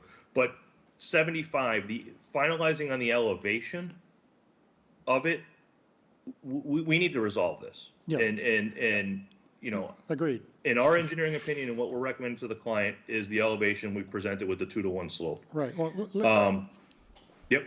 let me ask you a question then. Handing it off to another engineering firm, sure. However, what if that firm were who was one that had a lot of experience with a hybrid solution? Would that be appropriate in your view? Because I think that's in part what we're struggling with. We would advise our client, based on this is our concerns. If the client is okay with that based on another engineer's evaluation, then we will respect the client and move forward with that. We've advised them of our concerns and that we can't, again, we're putting our professional seal on this plan. Nobody else is. We are. And we're saying it's not going to fail with this design. By Right. getting told and directed to do something different than what our engineering recommendation is, we have to advise our client that we can't do what we want to do, and we can't guarantee it's going to last 30 years. Yes. So we're the only ones putting our liability on this. Nobody else is. Yes, I understood. And yeah, you're putting forth a solution that professionally you believe will work for 30 years, agreed. But logically speaking, in my mind, are there other solutions that would also meet the same objective that would not be a 20-foot revetment? And I think that's the question in some of our minds. And that's why I proposed, sort of as a counter to your offer, bringing in expertise that has experience with that type of solution. And if they were to come forward and say, no, a soft solution on top of a revetment in this particular case wouldn't work, well, that would be pretty useful information for us. If, on the other hand, they came forward and said, well, yeah, heck yeah, we could put a 15-foot revetment with a 5-foot soft solution above it, and it would last for 30 years. Then we'd be back, I don't know what we would do with that, but that would also be interesting information for us. But then I'd also turn over the liability and the guarantee that it's 30 years for that engineer to stamp it and say, okay. Well, there's always that, yes. Right. Yeah. No, There's no guarantee I that understand I understand the dilemma. So let's go back to, let us, for 75, let us evaluate a peer review. And we'll come back to you at the next hearing for that one with a recommendation for a peer review potential that has some experience comparable to what you're asking for. Is that fair? Let me find out. Is that fair? I'm not sure what other options there are. I think it's a good suggestion because we are kind of at a stalemate. And so maybe more information will help us jump. Can't hurt. Yeah. Or more information will just confuse us more. Yeah, no, I understand, and I understand Todd and Catherine's point about breaking up this unitary system so that it's no longer unitary. And on the other hand, you go all over town, there are properties that have one type of revetment next to a property that has only a only vegetation, next to a property that has nothing, next to a property that has, so there's ways of engineering those things so that they are not fighting one another. So while I take their point that from their professional view, these would perform best and provide the best protection if they were all the same, I get that. But we have other considerations besides just the degree of assurance of protection to the homeowners. That's why we're grappling with this. So yes, so the answer is, I think it may take a while to find somebody who's doesn't have a conflict and is available. I think that could be a problem, but if you're willing to give that a try, I think we have enough time to let them do it. I think we should try to do that because it's just that complex for me. Right, okay. What, I do have one what question. Is there a way to address 27 separate or do something to help them get started? It sounds like they're in more crucial So time. what is the schedule? So, yes, so with 27, likely if we're gonna have to keep continuing this, we'll come in with the emergency proposal for that return. So in the plans that you can see, we've kind of split out the return with the bulkhead and the revetment. That was done on purpose so that if we have to go to an emergency approval for that one, we will. So right now we're working with contractors, seeing what their timeline would be for construction of it, since you have to have it constructed within 30 days of the submittal of the emergency or of the approval of the emergency. So we're working with contractors. Once we get that in line and we figure out a timeline there, if this hasn't been approved this way, then yes, we would separate that off as an emergency request. And you could build that return independently of the revetment. They would start by just putting that bulkhead in. Okay, It still has to erode a good amount before, and we'd want it to naturally erode before putting in the toe revetment, so that sand would still protect it for a little while. So we're not proposing to excavate all that material to put the revetment in. It would just be first putting the bulkhead in. So we've started the process just to get, I mean, obviously they have to order the bulkhead sheets. They'd have to make sure they have all the equipment and labor there. And with that 30-day limit to the emergency approvals, we're getting everything in line. And then if we have to, we can split off that part and request an emergency for that part. And then it would be followed up by just getting everything approved Right. this way. okay, good. Mary, did you want to weigh in? No, that's why I was asking exactly what she was just telling us. What is the timeline and what do you do about 27? Should the storm this weekend actually Okay, accelerate? all right, so. I'm not wishing that on anyone. I'm just, Yeah. just asking. No, I And so think, thank you all for right, so answering it sounds like we're all thinking that you go back to your client, have a conversation about what happened today, make some decisions on whether or not you want to do what Todd is suggesting. It'll also give us a little time to sort of reflect, and then at our next get-together, we can hopefully continue to try to make progress on this. But I think it's all becoming into focus, maybe not the same focus, but it's coming into focus. Yes. So yes. I don't think, I mean, for us, I think it's just going back to our clients and talking to them and seeing what, if we can move forward with that, what Todd suggested. Yeah, okay. And if you can or you can't, we'll deal with it at that point. Yes. All right, so would that be for the next week, or? No, that's just more or less a special hearing. So this would not be until December 14th. Okay. And then, again, if you need the emergency for 27, then we can deal with that when it comes up. Okay. When you say, Nikki, a special, The 16th was just dedicated only to just catching up on orders and the regulations and. regulations? That was the extra one, right? Yeah, it's not any hearings or anything. Okay. Is that okay with you, Catherine? Yes. Okay. Yes, that gives us time to get to our clients. Okay, all right, thank you then. Then I'll make a motion to continue 75, 59, and 27 Tulipy Run to December the 14th. Gordon, second. Roll call vote.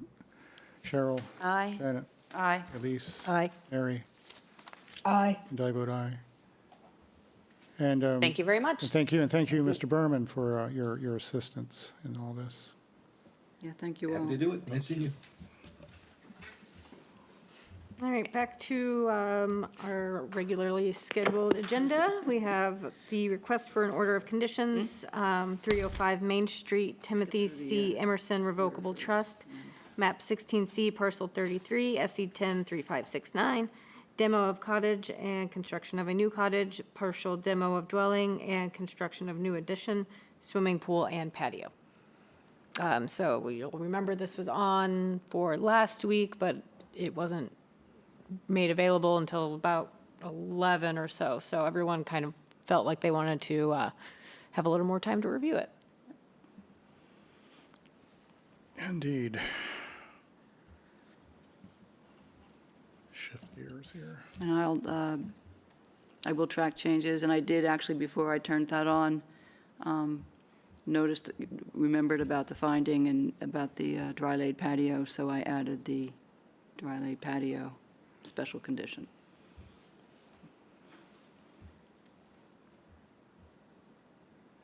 Right, anybody who has comments, go ahead and shout them out.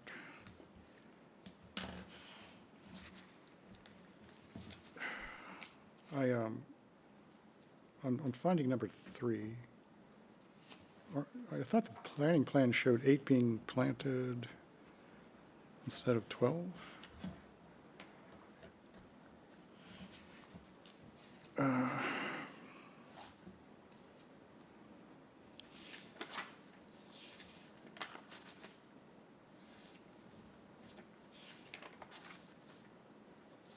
But I don't have it in front of me right now. What was the date of the last hearing? Yeah, I'm going to have to do a search too. No, not August. October, no. Yeah, August 24th. Yeah, so the planting plan says in a note, 8 trees out, 8 going in, plus 4 in the mitigation area. oh, okay, that's where the 12 is. Okay, Yep. okay.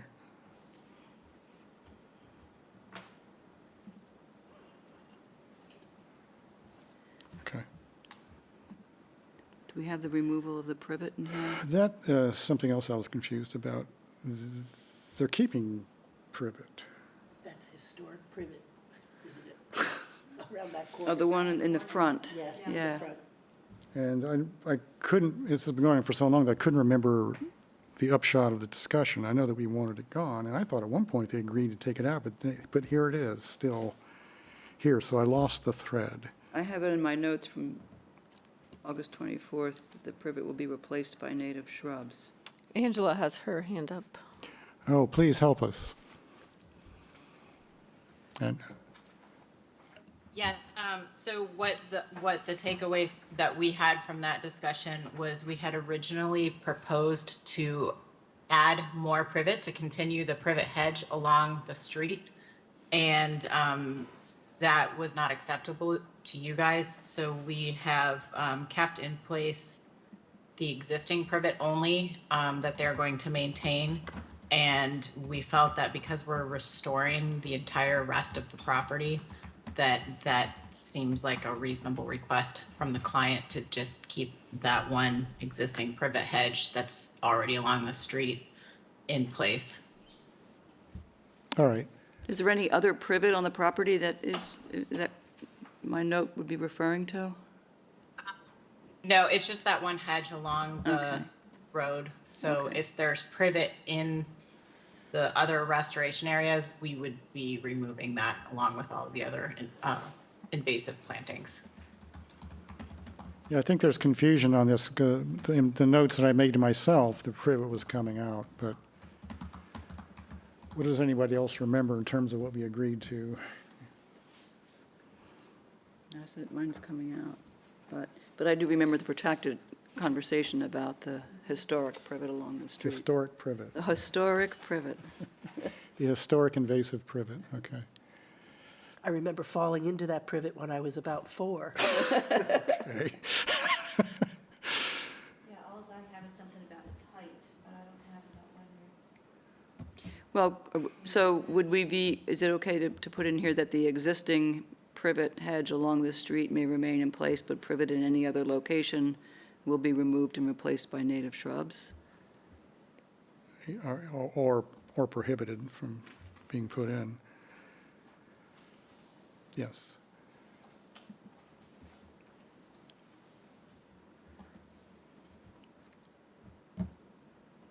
All right. We're always fighting privets.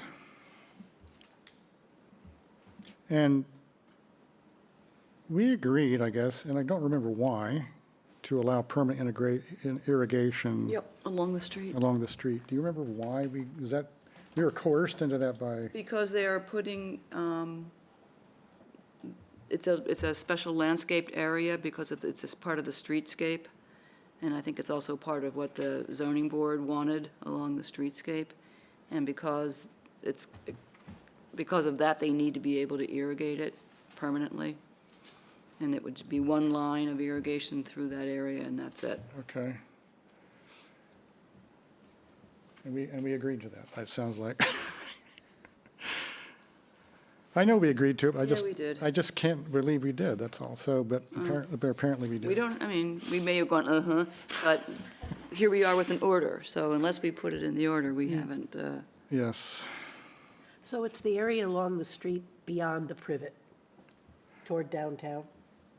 Or is it the, yeah, no, it's the little yard area in the in front front of between the the house house? and the privet. Which is going to be 2 feet higher now instead of 4 feet? Yes. Yeah, okay, Yes. okay.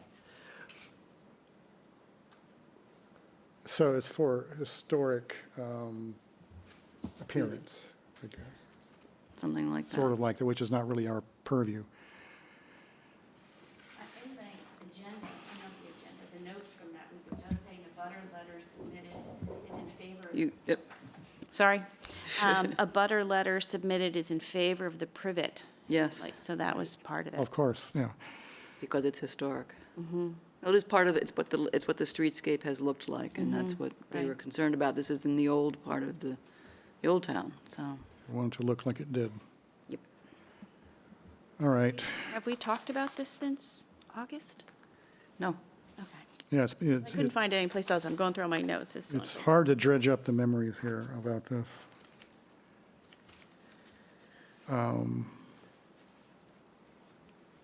And so I have a question for Nikki.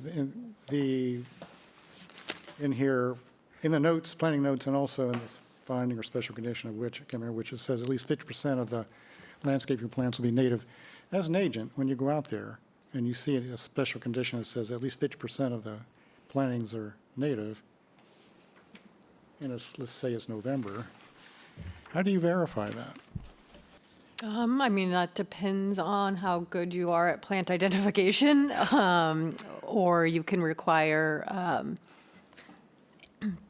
sometimes I've seen that you can just require the planting, like almost a receipt. An as-built of the planting? Well, you can do the As planted. as-built, that's the most, As planted. yeah, and as planted is the most efficient way, but on smaller projects that don't have any like real contention and it's a small planting area, I've allowed people to just show me kind of their receipt. I still go out there and verify that the plants have been planted, but then a receipt showing exactly how many of what plants were purchased, just to kind of verify that way as well. If it was a huge bank restoration, I would, say a planting as-built. In this particular case, there are a lot of landscape beds. They're all around the property. Yep. yeah. And so I guess I think it would be good to have something that you could use to verify it. Whether that is as planted or a plant inventory. And so I think that should be as a special condition, I guess. How do you do that? As a special condition or as a, Yeah, it would be a special condition. So like towards the end, it says, when applying for a certificate of compliance, you have to submit these things. So we could add the planting as-built to that section. and that would specifically show where each plant Yes. was planted.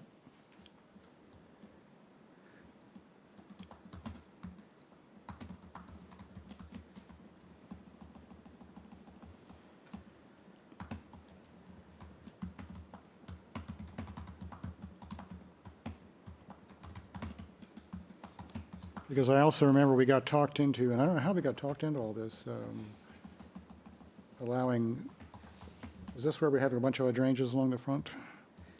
We did it on August 24th. You want to talk about irrigation? No, I'm talking about the number of, Privet and hydrangeas. yeah, basically hydrangeas. I guess they're considered historic.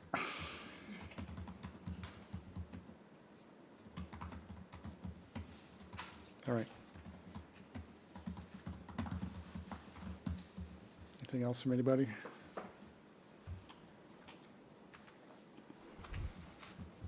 Okay. I'm looking at the planting beds. Yes, there are lots of them. There's, They surround the place.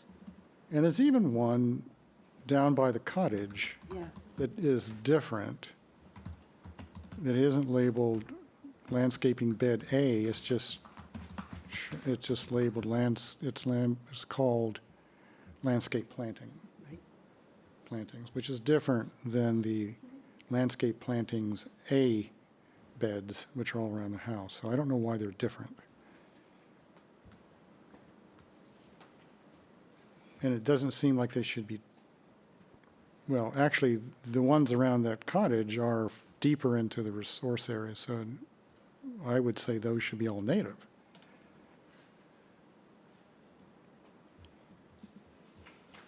Not 50% native.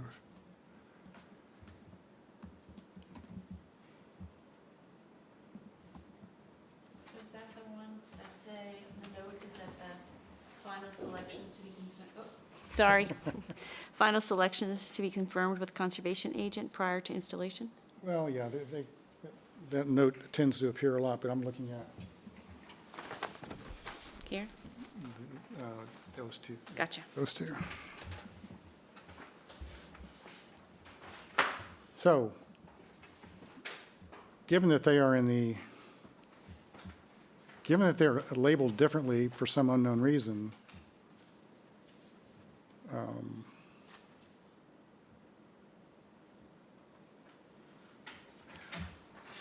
do you have any explanation for that by any chance? The only explanation I have is that we forgot to change that when we changed all of the other labels for how they would be irrigated. So, based on their location, they aren't in the area that you had agreed to have permanent irrigation. So I would say we could consider those part of the restoration plantings and that they would be native and temporarily irrigated if there's a way that, I mean, I can just change the plan and submit an updated plan, or if you want to note something in the order of conditions, that would be fine. Yeah, we could easily add a special condition that says the planting beds around the cottage will be 100% native. Mm-hmm. That's the guest house, I'm sorry, the guest house. Yes, that would help, thank you.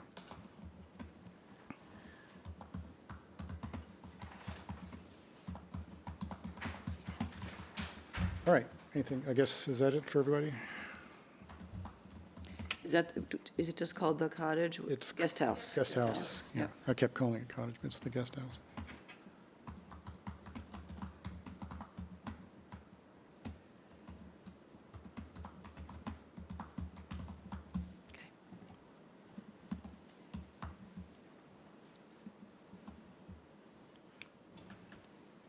All right, anything else? If not,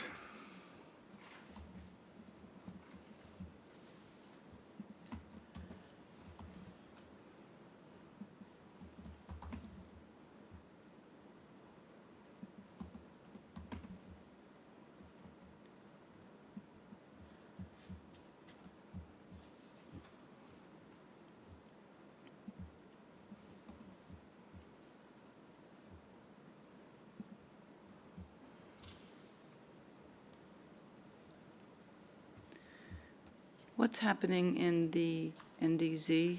Is it just the restoration? well, there are two, aren't there There's two two- NDZs here? You have two Yeah, but resource one- areas. Yeah, for some reason, on the planting plan, there, two are color-coded and two are not. David Clark has his. Okay, David, Yeah, there are two NDZs. So there's the NDZ from the vegetated wetland, Right, and then there's an NDZ from the coastal bank, which is significantly further inland. right. So I think the idea was to totally revegetate to the extent possible the NDZ to the vegetated wetland.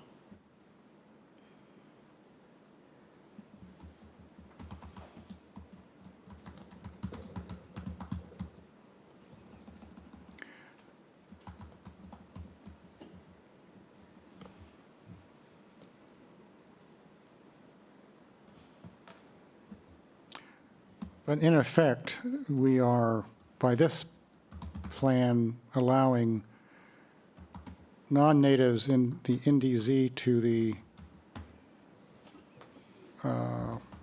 coastal bank, which is not something we do usually.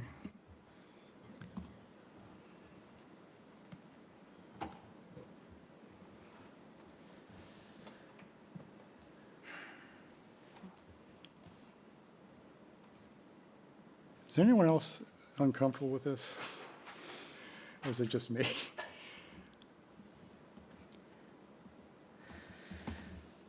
I think that there's a lack of specificity that allows me to really know what they're planning to plant where. I may not be looking at the map right, but I'm not comfortable.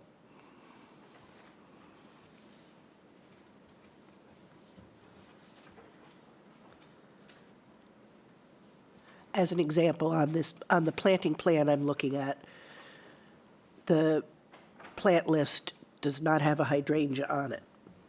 Okay, well, that might have been a mismemory on So my maybe there part, isn't but hydrangea. that's usually what it is. Yeah. You know. Maybe there aren't, but I have this sort of vague memory that there was a discussion of it. But what I am concerned about is that we are, in effect, putting non-natives in the NDZ to the coastal bank. Yep. And I don't know how we arrived there. And Dave, yeah, go ahead, David. I think the areas that we're talking about are quite small compared to the mitigation areas and the restoration areas. Other than the existing privet along the east side of the property, that whole slope is getting revegetated. I believe there's English ivy in there and other non-natives that's all coming out. So I think at the end of the day, there's the amount of non-natives directly around the main house is kind of small compared to what the Howdens are proposing to do to the rest of the property as far as restoration. And for the record, through the chair, Jen Crawford from Crawford Lane Management. I also wanted to mention the fact that in this particular location, the resource area that we actually were looking at as being the most valuable resource area is really that wetland and that BVW, not as much the coastal bank, as the coastal bank is a resource area determined, correct me if I'm wrong, Dave, but simply by flood zone and slope, not necessarily it being, a sediment source or anything like that. So we were considering that, the 50-foot buffer zone, especially to the BVW there, as being the most sensitive area, and knowing that we're right on Main Street, and that much of that other area in the buffer zone to the coastal bank is really a side slope to two streets, to be honest. So. Okay. If that helps provide a little bit of Yeah, perspective. that helps. I do need to be talked back off this ledge here a little bit, because, and one reason I do is because we don't want to set effective precedents where we deny an applicant putting non-natives in an NDZ, whereas we just did it here. And so we want to avoid those sorts of inconsistencies, and that's what I'm choking on at the moment. But I hear you. I hear your argument. You're putting a lot of stuff in. It is a complicated lot, as it always is when you have two resource areas that overlap each other. I get it. I don't know. Should we have language in there in terms of finding that we are, due to the amount of mitigation that's being put into the resource area for the VVW, we agreed that non-natives could be planted in the NDZ for the coastal bank. And so we have a reason for it. I'm working on it. And well, It's one not of the other arbitrary. reasons why we included on our plan the provisions for planting plans and finalized species list to be to be verified or vetted, so to speak, with the conservation agent before planting is because this property is also still in the middle of a purchase and sale agreement. So unless something has changed on that end, Dave, that you are privy to that I'm not, this property and this project isn't owned yet, at least not legally owned. So we are trying to, we were attempting to not have to go through the throes of intricate design details when the property is not even purchased yet. And so that's one of the other reasons why in those outer buffer zones or those areas that we felt were less important than the NDZ to the BBW, that we would have the ability to work closely with Nikki on finalizing those plant lists, or to even come back to you informally with a finalized plant list and planting plan as the project move forward. Because we also are trying to get the project through ZBA and through historic, so there's a lot of things riding on the purchase and sale here, a lot of factors trying to come into play. Oh, it's even more complicated than I realized. Okay. So, yeah, since you bring up, for example, in the restoration plant list, there's no quantity and sizes, and that's the reason, because you're leaving yourself some flexibility. Angela, maybe you can answer that better than I can. Yes, Angela Tanner from Crawford Land Management again. We did specify the quantities total. We have 50 minimum quantity woody shrubs, and we have 8 minimum quantity trees. And then we give a list of the species that we would be choosing from, and that is partially because we haven't gone through the full design process yet, but it's also because we find sometimes if we're not going to be planting this for another year or two, that it may become difficult to find certain species over others. So that's why we gave a total quantity of shrubs, and we left the actual distribution of that quantity a little bit more flexible. Yeah, we wanted to at least give you, the commission, something, a minimum basis to go by, so that you had an expectation for, at least quantities of material, so to speak, that we're committing to. Okay. But yet these are order conditions, and so you can't be too specific. We can't be. We like to be as specific as possible. So we were talking earlier about having an as planted list, but now I'm beginning to wonder whether we, you mentioned showing it to Nikki. I always worry about having Nikki being drawn into the planting design process. That's not really your job, or it's or are you okay with having it as part of your job? I don't have a problem with them submitting, this is what we decided are going to go into these areas list, and then, again, do the planting as built at the end. As built, okay. All right. All right. Because there's not too much I have to review, as long as I just go through and make sure that it has the correct number of plants that we approved and correct ratio of natives or non-natives. Okay. So, The hope is that it was more of a check-in point for the project as well. absolutely. Also, this is Angela Tanner again. I just wanted to add on a technical note that the order of conditions draft that I looked at did not have the most recent plans listed on the supporting documents. So I just wanted to make sure that those get included. They were the plan by David Clark from September 6th, 19th or 16th. And the Crawford Land Management Plan, the restoration plan from October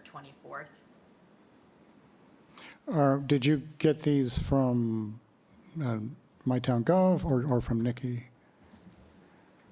It's the ones they submitted. They submit. Oh, you submitted. Oh. Yeah, they just weren't listed with the other supporting documents, so I Oh, I wanted to see. make sure that it gets in there, that those were updated. 919 for David Clark and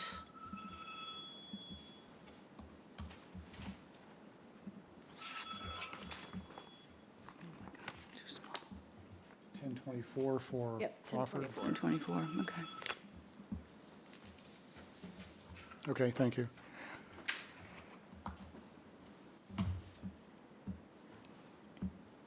Anything else?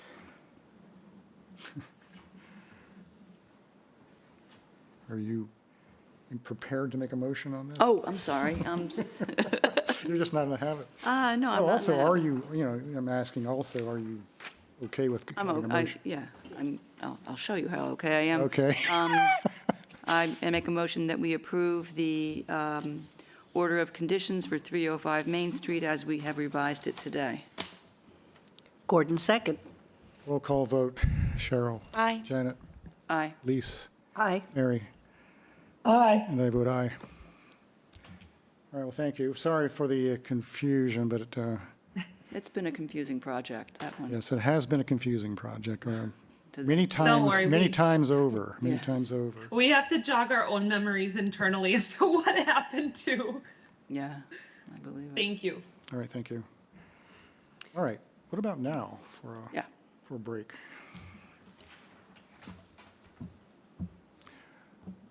Seven minutes? Sounds good. Okay. Those are brain Ooh, twisters. 185 seats coming up.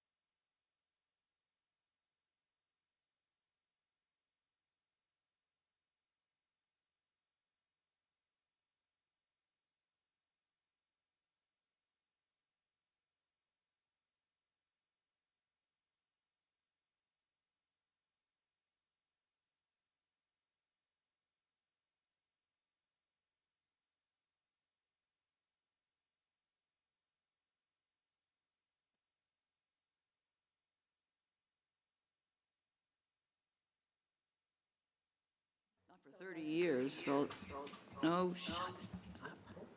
I'm on the platform, so I can share. If I remember.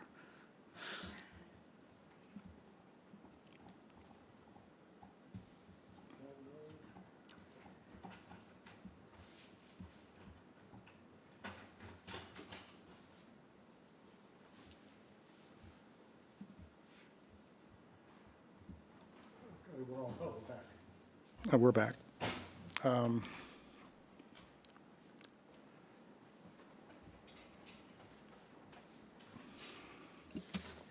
right, the next order of conditions is 641, or not order of conditions, sorry, notice of intent. 641 Kroll Road, David and Julia Holloway, map 12I, parcel 4-20. There is no SC number yet. Construction of a swimming pool, invasive plant management, and mitigation plantings. And David Little has his hand raised, ready to go. Okay, Mr. Little. Good afternoon, everyone. We provided you a revised plan after the last hearing, specifically construction notes 6 and 7 that indicate a trench drain shall be installed along the south edge of the pool patio and shall be connected to a dry well to intercept stormwater runoff. We've shown the dry well on the plan, and also we're proposing to install a 6-inch layer of wood chips below the gravel base located below the rinse station floor to provide additional filtration for the water. We've added the rinse station to the plan as asked to do, and then we provided you with a revised project narrative, which now included the alternatives that I mentioned at the earlier hearing. So that's really all I have at this point. I'll be happy to entertain any questions. Thank you. Okay, David. Well, I have a question, and that is, I have a hard time remembering the situation with the rent. There was a rent station, as we understood it, that was put in that wasn't authorized behind that cottage or shed or whatever it is. But, cottage, okay. But now we have, but on the Blue Flags, let's see. The planning plan, it shows a rent station behind the pool. No. That, you're correct. Oh. That's all right? Doesn't show it on the cottage. Correct. So the site plan doesn't show it, but the planning plan does. And No, that's actually, Mr. Chairman, that's pool equipment on the Blue Flags plan. It's not a rinse station. okay, although it says rent station. Well, that's new to me. I don't believe Teresa's on this call. I do know that the Holloways attended the last hearing, and they, I'm not prepared to tell you one way or the other about this Okay. kerfuffle.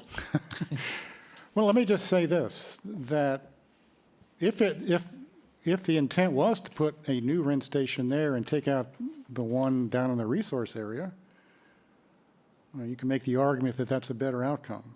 So anyway. You know what? Why don't we just, I'm going to go out on a limb here on behalf of the owners and applicants and suggest that's what's going to take place, and I will provide Nikki with a revised plan that agrees with the Blue Flags plan. Awesome. We're getting head nods here, okay. Yeah, it makes sense to have it next to the pool. It does. It's probably just one of the shower head without an enclosure where people rinse before they go into a pool. It's very common. I'm comfortable making that executive decision by myself. Yeah, that's where I would put a rent station if I wanted one. And we have a dry well there to accommodate it now. Exactly. But that would mean taking out the other one, right? Correct. Okay. That would be better. Yep. I agree. All right. And unfortunately, Mr. Chairman, I explained to Nikki earlier on that we've sent a second check to DEP Lockbox. We even received the green card back from them. But the project is up on the portal, but it has not been issued an SC number yet. But I certainly anticipate in the very near future it will get one. Okay.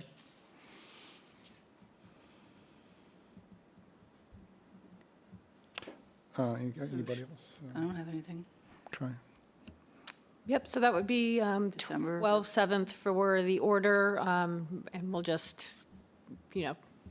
straighten out fully the rent station thing before we issue the actual order. And that is the, am I getting the right date here? December 7th? Is it the 7th or the 2nd? The 7th. 7th. It's because I have the wrong month showing. Okay. All right, so I'll make a motion to continue this 641 Coral Road to the December 7th work session for an order of conditions. Gordon, second. Roll call vote. Cheryl. Aye. Janet. Aye. Elise. Aye. Mary. Aye. And I vote aye. Thank you very much. Yes, thank you.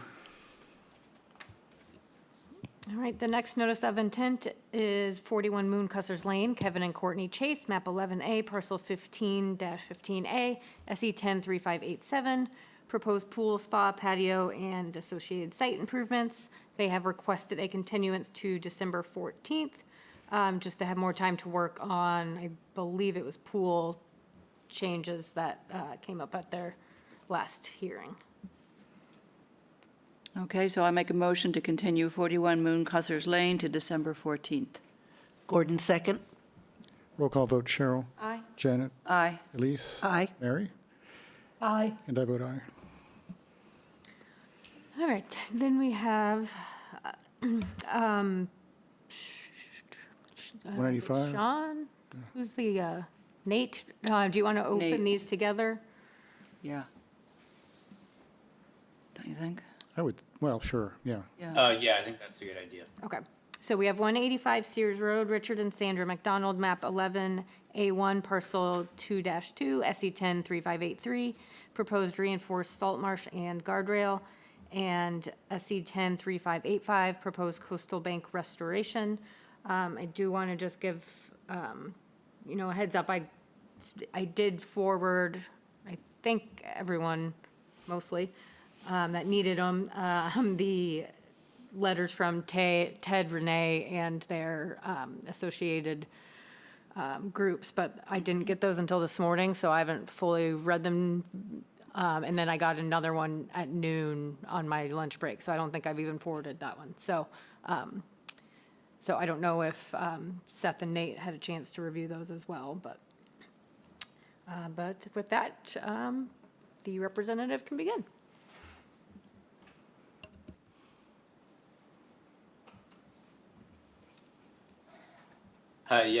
This is Nate Jones, Coastal Engineering. I also have Seth Wilkinson with me, with Wilkinson Ecological Design.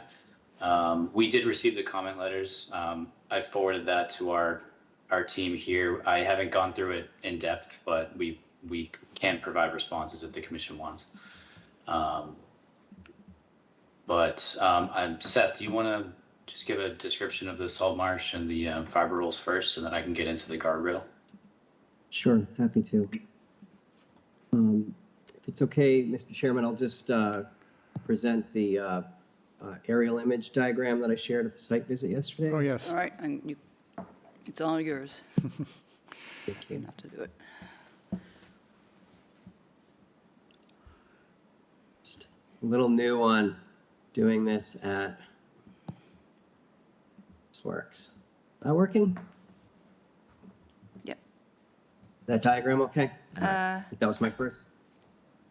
It's kind of small, but Is that better? Is that any bigger? a little bigger. I think this is my first time sharing on Teams. If you would rather, I did email this to you. If you would rather do it, Nikki, that's fine with me, whatever your preference. It may be good enough for our purposes right now. I think I can, Okay. even with my So- old eyes. The project involves, on the ecological restoration front, two primary components, which I'll speak about, and then, as Nate mentioned, he can cover the other more engineering-oriented aspects. So the first restoration and item is the restoration of the salt marsh. The 1938 aerial was relatively clear for something that's 80 years old. And so we just put a little outline in purple around the marsh as shown in 38. It does have a little bit of an offset to the landing, which is somewhat unusual, but you would expect an opening in a marsh at the end of a town landing. As you can see, the houses are in different locations at the time. It's a long time ago. As we look ahead, we'll hold that purple line as we look ahead into 1974, and we'll add the new marsh outline for clarity in yellow. So it has now widened considerably, to be more aligned with the landing. The creek that drains the inland pond is a little bit more defined in that image. It's sort of defining the edge of that marsh, which we sometimes see. And then we've also seen the marsh move in an easterly direction as well. But it's still present. And in the current condition, the 22 aerial, we've just got all those overlays. Unfortunately, it's the green, which is the smallest here. We didn't carry it out over here; it would get a little confusing. But you can see that creek has just migrated a little bit and sort of continues to define the edge of the marsh over there. We've since installed a similar marsh system here at 212, as well as in the opening to the marsh over here on 157. And those are in and functioning well, all within the last year. So that's just a little bit of historical perspective, and I'm very comfortable as a restoration ecologist saying this is a restoration. Even when you just see extensive fringing marsh along a water body, and then you see it going away, especially near a landing, we see that pretty commonly. So we are comfortable that it would be considered a restoration. And the next item I would just like to go to, because you had asked a little bit about the coastal bank, and I wanted to provide some context to 157. So I'll be sort of moving into this, into the fiber roll component of the project, the coastal bank restoration. It's a little bit hard to see, but the stake right here, the yellow flag, blow it up. That's the end of the fiber roll array before construction. This image was taken in so almost a year ago, a year and 5 days ago, or 6 days short of a year ago, right before construction. There was, I think we were actually both wrong about exactly when that went in. But the point that I was trying to make is there was one growing season that the fiber roll array and salt marsh have had. And that is accurate because it did go in December, and I think it was finished in January of this year. So it's, nothing happens from a plant perspective until April. So it was just one growing season that we were seeing. But I thought some perspective on what this embankment where the fiber roll was permitted would be helpful. And so way down at the end is where there was more active erosion, but most of that 100-foot long section, I'm sorry, that alarm's not my, not at my end. Most of that embankment did have a significant plant component, similar condition to 185. Just for perspective, here's the staking around where that marsh was proposed, which again was in line with the coastal bank erosion. And then lastly, I promised to provide some context from other fiber roll projects to give you a little sense of what you can expect them to look like as they grow in. This is one of our older interventions, which went in 2010, so it's 12 years old. But this image was in 2016. I tried to get all the images in July, so I sort of selected the year. Did that all but one. One of them is August, but they're, sort of peak of the growing season, so you can get a good sense. But you can see it's, there's always a little bit of a sandy area at the bottom. And then as you go landward, you see much more diversity. So most of these shrubs are up around 4 or 5 feet in height, 6 years out. They're usually planted as 1 gallon, so some really nice colonization. That's Horseshoe Lane in Orleans, so that's Pleasant Bay. It is a blossoming zone, just like this site. This is a site in Martha's Vineyard with an extremely narrow beach. It's got about a 1 foot wide beach, you can see there. Mean high water's very close. So because of that, the sand nourishment is actually enveloped inside of a biodegradable coir blanket. So as it breaks down, it releases the sand in more of a natural pace. And this project was to save trees actually on coastal bank. This is one of these rare coastal property owners that wants to preserve the trees on their bank and went through tremendous expense to do that. So all the trees have been saved, and the bank is vegetating very, very nicely. This project, let's check my notes, went in 2014. And this image is more recent, just this last summer in July.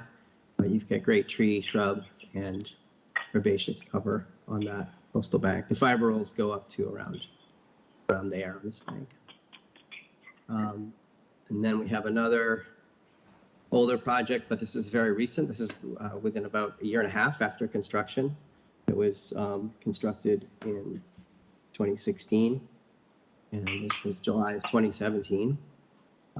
So got fiber rolls up to about here. The site, you can see that, and lots of nice colonization of native species at that site as well. Here we have a site in Nantucket where the beach grass is doing very well. It is sort of outcompeting a lot of the other plants, but I can assure you there are many shrubs and other herbaceous plantings in there. But in August, beach grass sort of reigns, and that's what you're seeing there. But complete colonization of this site, top to bottom. And this is Nantucket Harbor, which is actually a pretty high energy site. They have very high levels of erosion for a harbor. It's a very large harbor. And I wanted to end. Oh, and that was a 5-year-old project. Give you a sense.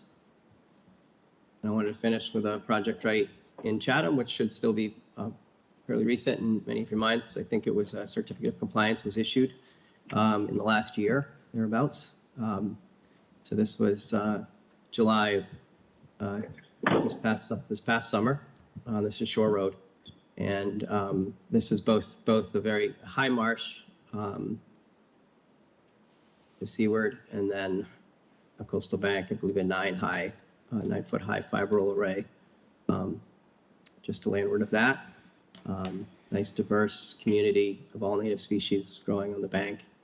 Very healthy beach to seaward. And a real success story. That's a pretty easy project to see if you want to see it with your own eyes. It's a short walk from the fish pier. So I hope those just provide some context when you look at a fiber roll array that's really just been in for a year, and that one growing season was an extreme drought. It's not going to look as good as something that's been in multiple years, and this is what we're going for, obviously. So just Who's wanted this to speaking? I'm sorry. Who is this? This is Seth Wilkinson. Who was that? So Is that someone on our platform? Is that someone on I'm our not sure. platform or your platform? wasn't me. Okay. So I'm happy to leave a site plan up just since I have control if that's helpful. I can also scroll over to Nate's images, or Nate's plans. So we've got we can talk about repairs to the corner of the little CES at the landing and the guardrail, the proposed guardrail along the edge of the coastal bank, as well as the stairs. Where would you like to start, Nate?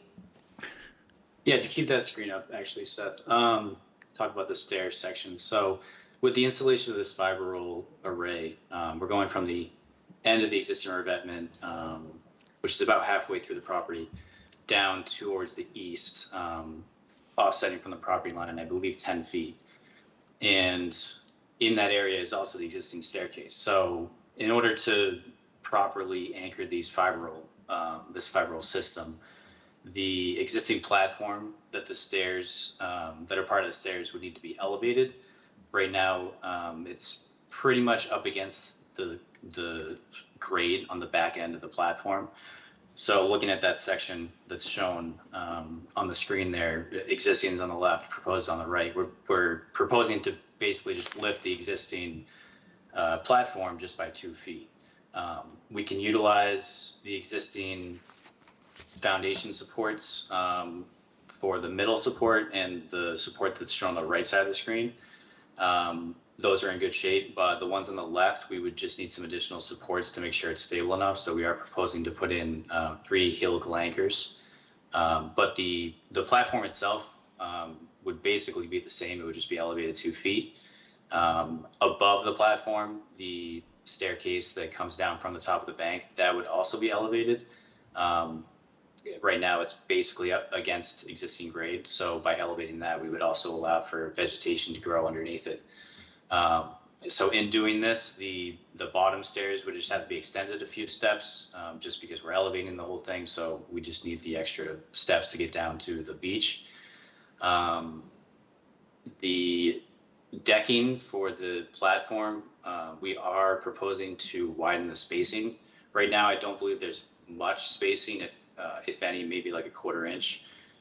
We would propose to widen it to 3/4, just so we can get some extra light underneath, and any vegetation that we put on top of the fiber rolls would be able to grow a little bit better. So that's it for the stair portion of it. Do you have the details for the guardrail? I do. I can do it without making you all dizzy. It's the next page. Oh yeah, actually, no, we can show that. Yeah. So right now, the landform that's on the east side of the existing road, it's an elevated landform. Technically, it's a coastal bank. The roadway here it's within the flood zone. I believe it's an AE zone. Yeah, an AE 13, between an AE 13 and AE 11. So this landform is functioning as a coastal bank. Right now, cars park along the edge of that road.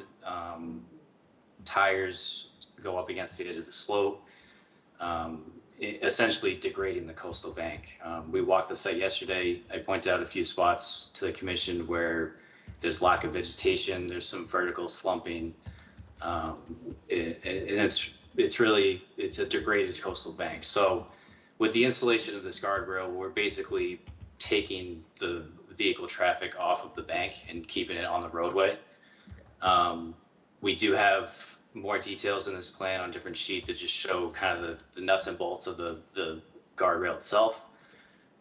It's a typical timber guardrail that we use in low speed roadways. This isn't a very high speed roadway, so we don't need a galvanized steel guardrail. So it's timber.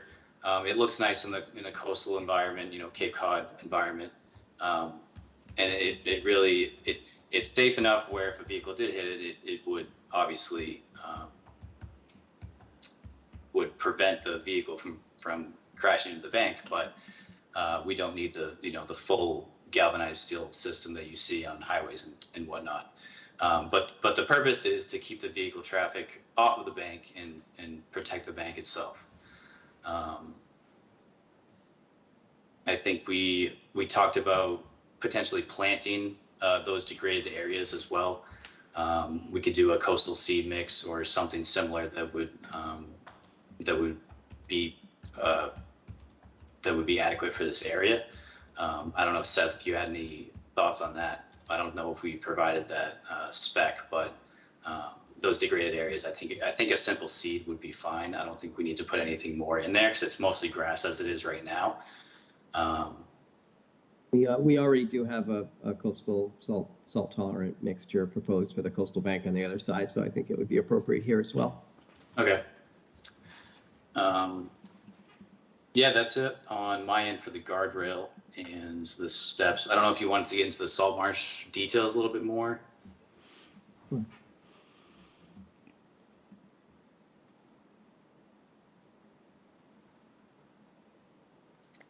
Try to get the section view and the marsh here.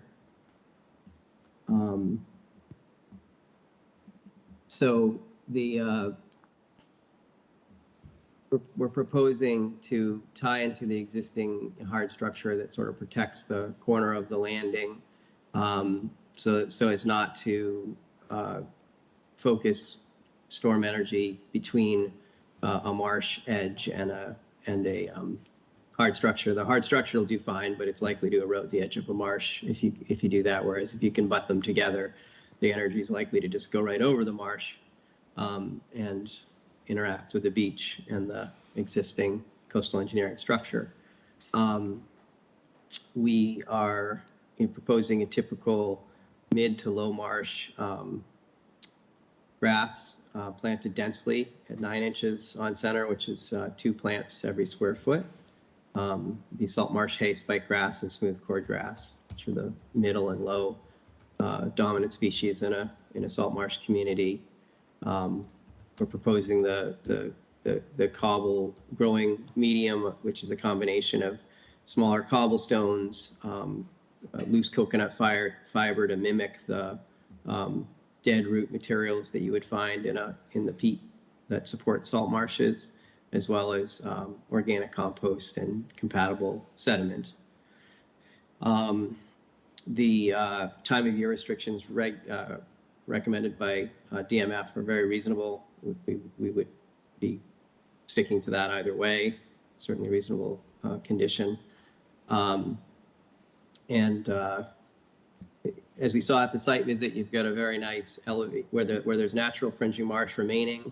You get a nice, healthy coastal beach behind the fringing marsh, and we're basically just looking to mimic that in this location and restore both the function of the salt marsh as well as coastal beach, both of which are protected resource areas under the marsh. I promised I would talk to you a little bit about balancing protections of different resource areas, and so if I could, I'd like to just read some limited sections of the regulations because I do think it's quite well articulated. Section 10.34 of the state regs, which is land containing shellfish. The preamble reads, land containing shellfish is found within certain, and it's a little clunky language, but bear with me. Shellfish is found within certain of the resource areas under the jurisdiction of Mass General Laws, Chapter 131, Section 40. Land containing shellfish is also specifically one of the interests in Mass General Laws, Chapter 131, Section 40. The purpose of 310 CMR 1034 is to identify those resource areas likely to contain shellfish, to provide criteria for determining the significance of land containing shellfish, and to establish regulations for projects which will affect such land. Land containing shellfish is under 310 CMR 1034, Section 3, significant to the protection of marine fisheries as well as to the protection of the interest of land containing shellfish. Shellfish are a valuable renewable resource. The maintenance of productive shellfish beds not only assures the continuance of shellfish themselves, but also plays a direct role in supporting not only in supporting fish stocks by providing a major food source. The young shellfish in the planktonic larval stage that are produced in large quantities during spring and summer are an important source of food for the young stages of marine fishes and many crustaceans. It goes on for some other regulatory gobbledygook that I think isn't quite as important. But that's, the preamble sort of sets the stage. This is why we protect it. And as you can see, land-containing shellfish is very focused on shellfish. And we have some comments from the Shellfish Committee and the Shellfish Constable. And we understand this area is a productive shellfish area. But I think it's important to note that both the agent and the agency there are focused on the harvesting of shellfish. As an ecological restoration firm, we're looking at the whole ecosystem, of which shellfish are an important component. And I believe that's very much how the regulations are written as well. In fact, the definition, which is, I think, very important, which is section 2 in 1034, land containing shellfish means land under the ocean, tidal flats, rocky intertidal shores, salt marshes, that's important, salt marshes, and land under salt ponds that when any such land contains shellfish. And then it goes on to make some definitions about shellfish and Shellfish Constable and significances and things like that I don't think I need to elaborate. But the critical issue is that salt marshes are listed as a habitat of shellfish. And so I don't believe that what we're proposing is contradictory to the regulations at all. It's then just as important to look at section 1032, which is salt marshes. And the preamble states, if anyone's reading along, it's page 165, is salt marshes, and it's 169 for shellfish. The preamble states in salt marshes are significant to the protection of marine fisheries, wildlife habitat, and where there are shellfish, the protection of land containing shellfish. Again, the two are linked. And prevention of pollution, and are likely to be significant to storm damage prevention and groundwater supply. A salt marsh produces large amounts of organic matter. A significant portion of this material is exported as detritus and dissolved organics to estuarine and coastal waters, where it provides the basis for a large food web that supports many marine organisms, including finfish and shellfish, as well as many bird species.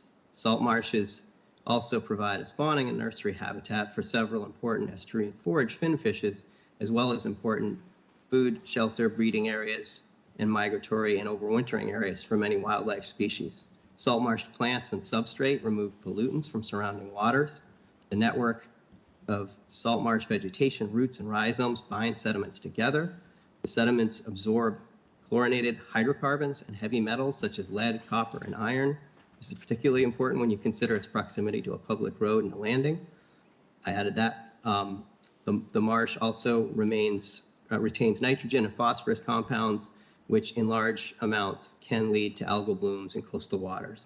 The underlying peat also serves as a barrier between fresh groundwater landward of the salt marsh and the ocean, thus helping to maintain the level of such groundwater.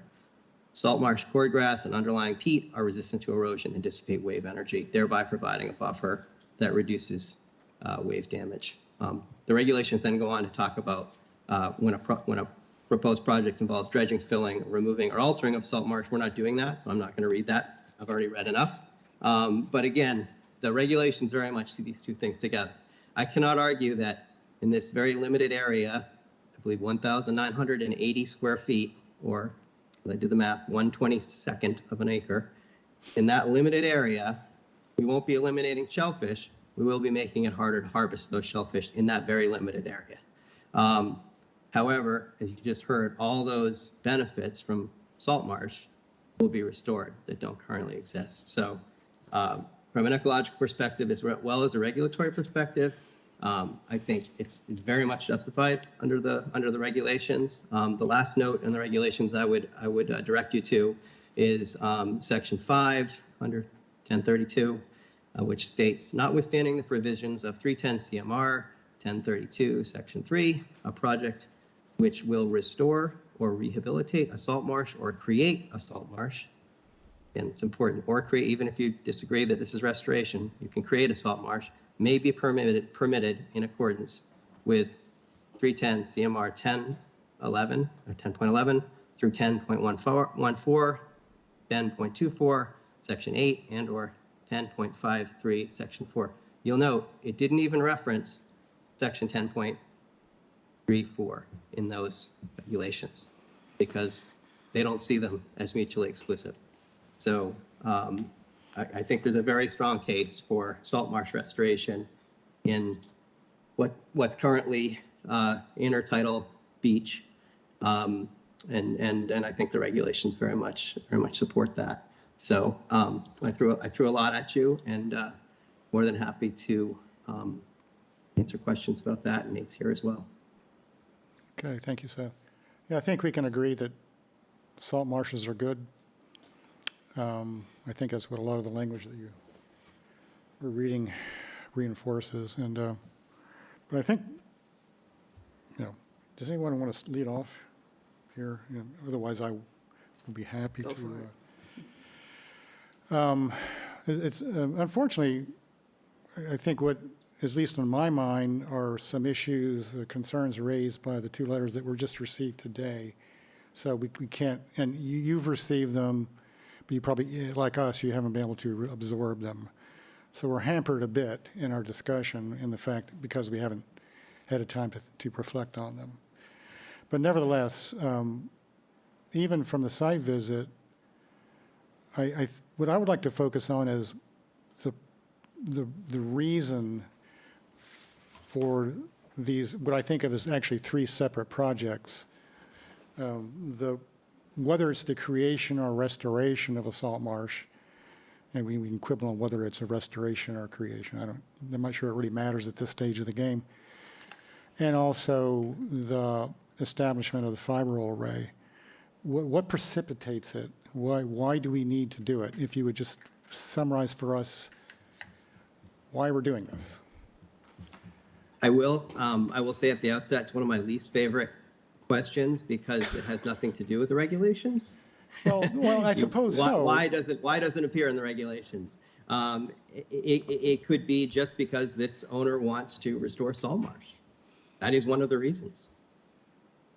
Does it have any additional benefits to the owner, though? Side benefits, tangible benefits?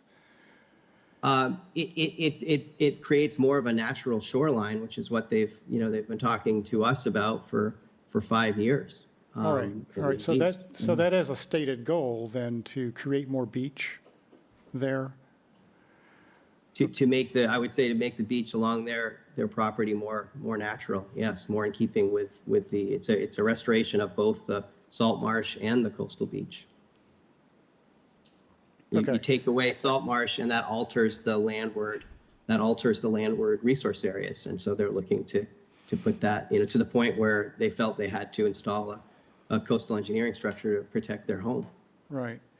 So is a purpose of this marsh to create more beach so that it offers protection for the revetment? No, I disagree with that. I did not mean to even imply that at the site visit. I saw that in Ted's letter, but that's not. I mean, this I would agree with Ted. This revetment is not at risk of having exposed toe stones. It's relatively new. The beach has not actually dropped, as was demonstrated when a certificate of compliance was requested for the revetment. Beach hasn't changed much since the creation of the revetment, since the construction of that. These applicants are just looking to have a more of a contiguous beach and marsh on the property. All right. Does the addition of beach have anything to do with the fact that the public places their dinghies on the dinghy rack there, and also, I guess they just walk through there for recreation, and also they shellfish there? Is that part of the okay? You're saying that the reasons why don't matter that much because the regulations, the state regulations, say that the creation of a marsh is good in all cases? Yeah, I guess the analogy I would make is, who am I to say, I live in a less than 2,000 square foot house. Some people want to live in 8,000 square foot houses. If they choose an 8,000 square foot house and they're going to clean it, which terrifies me, if it meets the regulations, it doesn't matter why they want an 8,000 square foot house. They can afford it and they're meeting the regulations. I see this similarly. There's no prohibition to restoring important resource areas. And so why they want to do it shouldn't really come into play with your deliberations, in my opinion. I mean, I'm happy to share. I shared at the site visit. They're really just trying. There's no ulterior motive here. Yeah, I mean, I suppose I'm not sure where you're going with this, but they could remove the dinghy rack and use that beach area.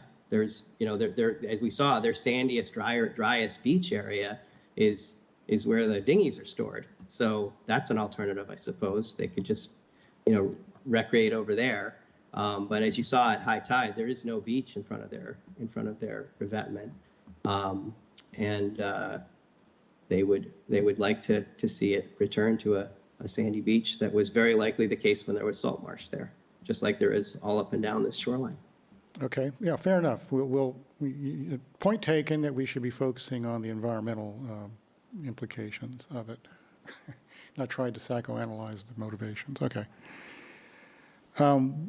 So dinghies are there, and they're used, and they're dragged into the water from there through what would be this new marsh. What practical ways would we be able to protect it from those dinghies? Yes, so great question. During the growing season, whether there's dinghies nearby or not, we always recommend either vigilance to be checking the marsh on a daily basis, which some owners are happy to do. Good excuse to get on the beach every day. That's what 157 opted for. But there was a provision in that. If they weren't going to be around, they could put up a little snow fence during the growing season. It prevents the rack from floating in, which is a normal process, and is an established marsh can tolerate that. A recently planted marsh cannot tolerate that. It's like a very effective mulch, especially in the heat of the summer. So that rack fencing, I think, would deter folks from trying to drag a dinghy through that. But I do think it's important to provide access through this area, whether it's for walkers. We are within mean high water, and there's a constitutional right to fish, fowl, and navigate in this area. We don't disagree with that at all. So allowing passage through the marsh, I think, will be important. And you would just run the fencing along there to create sufficient width for passage. And the McDonald's may well have a conversation with the town outside of a conservation filing about potentially relocating some of that dinghy storage or storing it in a different way. Again, that's not subject. We're not proposing that as part of this hearing. What we would prefer is just a note and/or a condition which said that there shall be a passage through the marsh to focus foot traffic into one area rather than spreading it out over the marsh and compromising the plantings. Nobody wants that. So whether it's dinghies, people and dinghies, I think it can certainly be accommodated. As you saw, most of those dinghies are about 4 feet wide. So. All right, just to be clear, you may have been using a word differently than I interpreted it, but you're talking about you would put a fence along protecting the marsh? We put a snow fence, and it's in the plans while it's being established. And again, that's where you would establish a path, right? It's not anything you'd need long-term, but the snow fencing, which we put around just during the growing season to exclude rack from coming in and mulching the marsh, that snow fencing could be used around the perimeter, and then also line a path so that you wouldn't limit people from being able to walk the beach and or pull dinghies across, the marsh.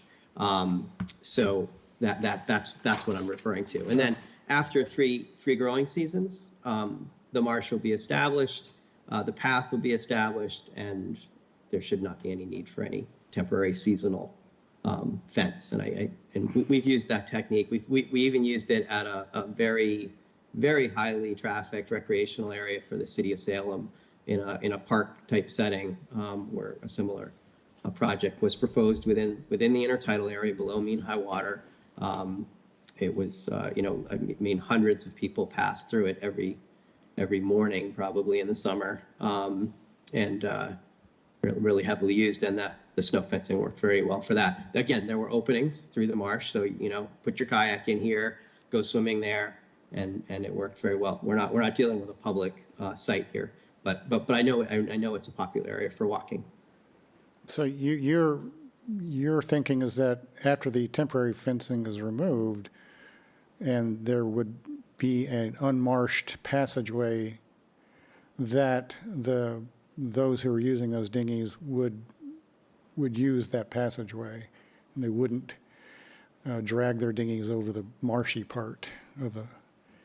Okay. Exactly. And there's a little break. I think we saw it at the site visit. It shows up on the site plans as well. That is at the east end of this 185 site, and that's where the owners here. Those dinghies, I'm sure those dinghies are for the public. Those aren't the McDonald's dinghies, but they keep their dinghies at the other end, and they use one dedicated spot. And you see it all up and down the shoreline. You see walking paths through marsh. People stick to the paths. It's not fun to walk through spongy peat, and you get natural accretion in the paths of sand. And so it's just a more pleasant place to walk. So I think that system works quite well. Okay. I hope you're right. I have a different view. I may have a different view of human nature. I don't know. All right. I mean, there's a lot of moving pieces. Anybody else want to take over at this point while I'll jump in on the salt marsh while we're okay. talking about the salt marsh. And in general, on the plan, and I guess this is for Nate, is there a VE zone in this area? Do you know what the elevation of the VE zone is? There was a mention of it at the on-site, and it's not shown on the plan. Yeah, the VE zone is 13. There's a like a bold dashed line that goes basically halfway up the bank. That is the VE zone, and it's interesting. It's an interesting zone here because That's 13, it's says AE zone. When am I not seeing? Well, if you look on the southeast side of the plan, up against the bank itself, like where the revetment is, that's the VE zone. And then as you move towards the road, it changes to an AE zone. So it's a VE zone basically from that concrete slab all the way fronting the beach, all the way to the neighbor's property. So the whole beach area is a VE. Okay. It's when you get to the landing and the road, it transitions to an AE 13, same elevation, 13. And then as you go further up the street, it goes down to a AE 11. So if I'm following that correctly, the VE zone is above the revetment. Correct. Considerably above the revetment. Mm-hmm. Does wave activity ever reach that level? I'm sorry, what was the question? Does wave activity, does storm surge ever reach that level? Not in this location, just. It could. The top of the revetment is elevation 8, and that was installed, I believe, in 2018 or 19. 2019, yeah. Yeah, so we haven't had any storms go above that elevation since that's been installed, or there's no evidence of storms. I mean, the beach grass above the revetment's doing great. There's no signs of scarping.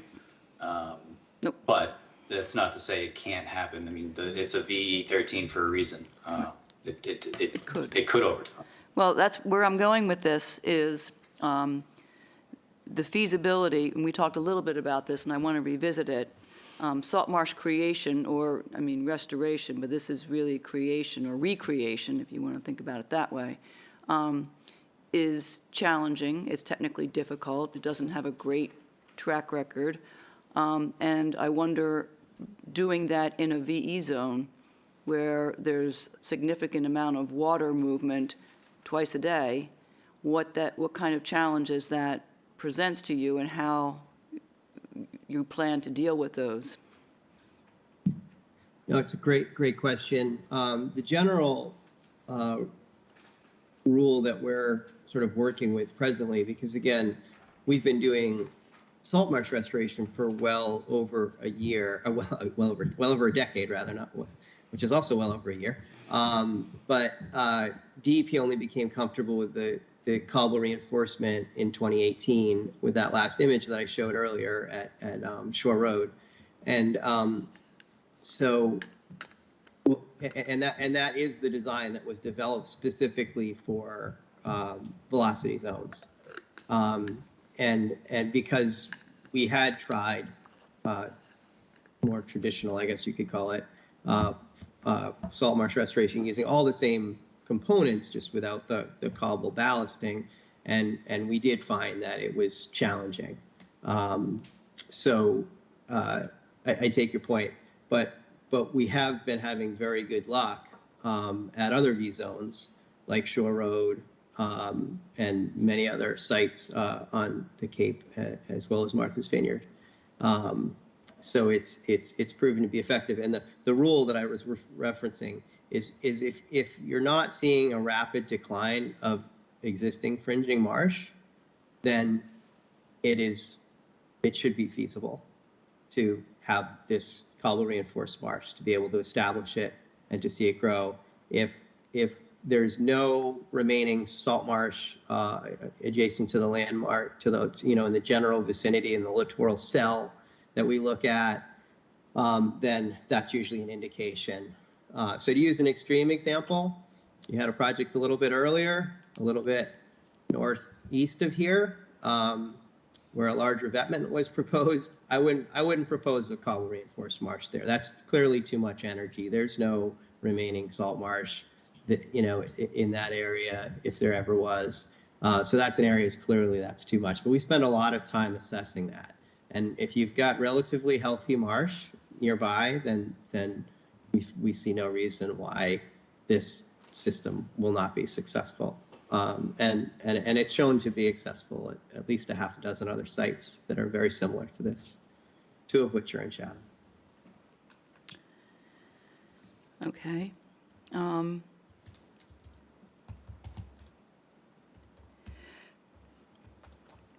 I want to go back to the access issue that Bob brought up. And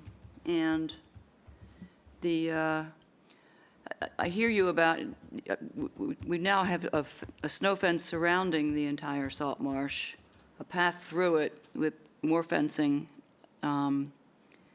indicating the location of that path, and hoping that people will use that as opposed to dragging their dinghies, which, by the way, is required under the order of conditions. That dinghy rack is a permanent fixture. So that was part of the I guess it was the negotiated compromise for the issuance of that order. But anyway, so that's not going anywhere, which means the dinghies aren't going anywhere. So that's actually that's not how Ted has explained it to me, and that's not how he explained it at the site visit. He said in his letter that there's a sign that has to remain, but not the actual. Well, the order of conditions requires that the sign remain for, that the dinghy rack is for public use. So, I mean, I guess we're splitting hairs there, saying that you could take out the rack, but you have to leave the sign. But I guess my point is that the McDonald's are going to look for potentially another location for that dinghy rack. We're anticipating a couple years of permitting after conservation. So if they find another location for a dinghy rack, then you don't need access through there. That was the point of my comments earlier. Okay, so I'm uncomfortable with the way that access is being described in terms of the dinghies. I'm also uncomfortable with the way, as I've said at the onsite, the way that the design hooks the salt marsh over to connect it to the concrete slab, which means that the only way that people on foot coming down that landing can get to the beach to walk is through the salt marsh. And I don't see the reason that it would have to make that turn at the end to connect to the concrete structure there, so that space would be maintained for walkers. Because trying to get to the other side of the salt marsh from about half tide onward is not feasible. It's underwater. So the only place to walk is on the beach side, and by doing this, you effectively cut that off. Maybe we should need to identify where on the in the marsh we see that, because what I think I'm hearing you say is pull the marsh back and leave a gap between that hard corner. I don't even know what to call that thing. Yeah, the corner of the concrete structure. Yeah. Yeah, and leave a gap so that you can access the upland. Yep. And what I'm saying is create a path, parallel to that, just a little further away, so that you're not because hard structures have end effect, and so I'm concerned about end effect off that hard structure. Say 4 feet away from a salt marsh, that's very much within the zone where you can have end effect. I was saying connect to that, then create that 4-foot gap, essentially, diagonally parallel, just a little further away, so that you're further away from the end effect of that hard corner. But you're proposing a path and I'm proposing a path. I don't see how there's any difference in that. Well, I just you're still getting up. The design, you're still getting up to the upland. Maybe I don't know enough about end effect and what it does, but it would seem to me that the closer you get to that corner, the more you're going to be impacted by it. And why would you bring the salt marsh all the way up to that corner? Because salt marshes resist erosion far better than sand does. The peat, and this peat would have cobble in it as well, so that's absolutely going to resist erosion. So when you get, if you get energy, it's likely from the south, which we talked about at the site visit here yesterday.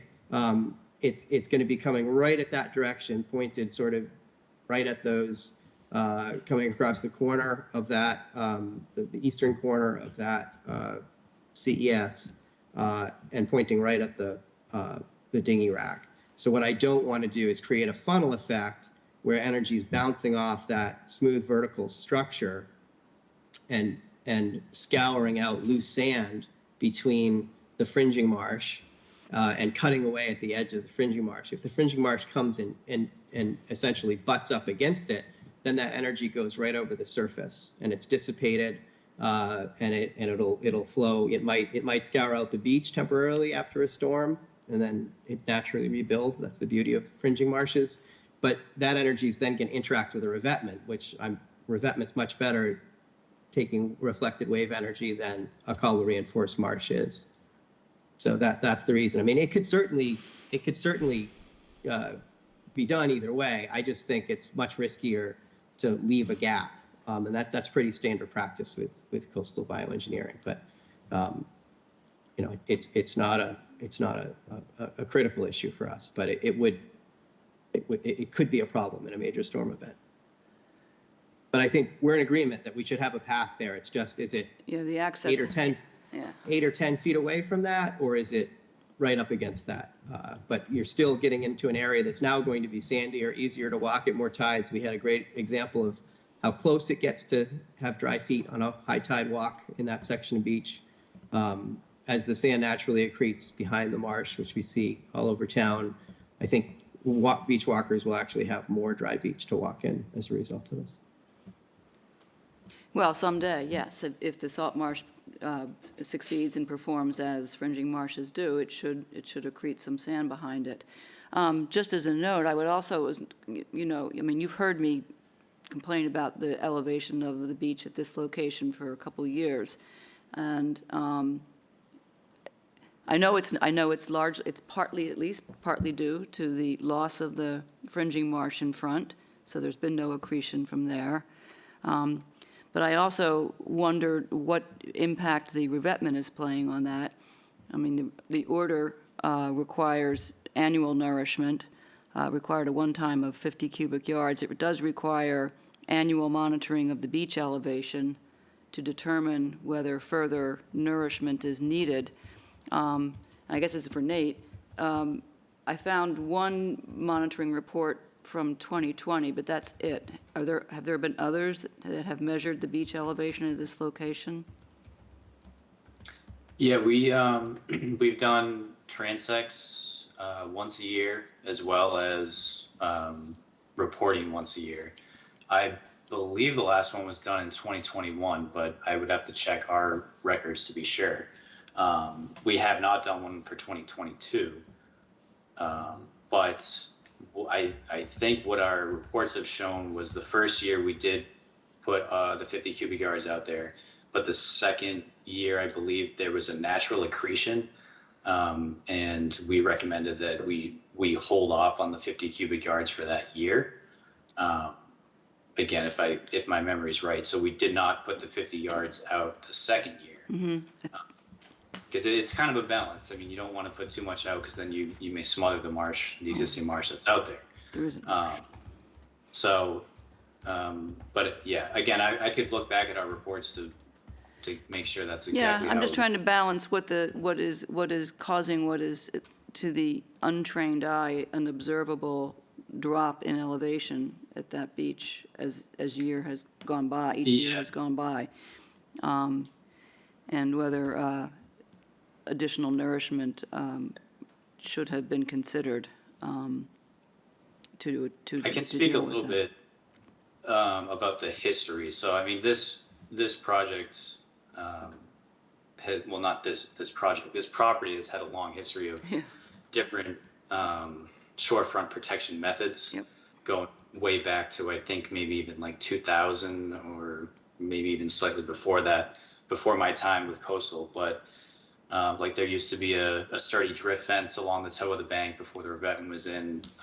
There was a lot of nourishment placed with that system, I believe on an annual basis. So it's been a challenge over the years, up until the revetment was put in. Now, we've controlled the erosion from the bank.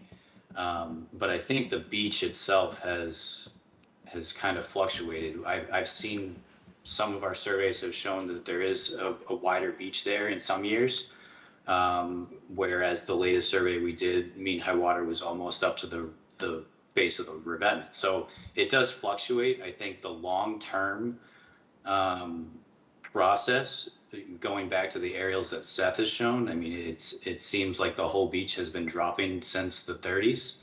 I don't think the revetment is solely responsible for that, just because of the long history. But when we did propose the revetment, we did propose nourishment to offset that loss of sediment from the bank. So the annual monitoring that we do is supposed to be is supposed to decide whether we want to do the full 50 yards or less or more. I mean, if we did a survey and we found the beach dropped a lot, we may recommend more than 50 yards. I don't think that's been the case the past. The only one I saw was in 2020 where you recommended 34 cubic yards. So, yeah, I know that there's at least one more report. I can check our records. Okay, if you have them digitally, that would be great, because we probably do have them in paper, but not all of us have access to paper records. Right. So anyway, that was just thinking about the impact of the beach. But as far as I'm concerned, if a homeowner wants to have a go at creating or recreating a salt marsh, and generally speaking, I'm all for it, because we need as many as we can get. But we have to be careful about a couple of the consequences of doing that. I did read Renee's letter. I would like to have Renee come she expressed concerns, but didn't really identify them specifically about what the impact could be on the shellfish habitat.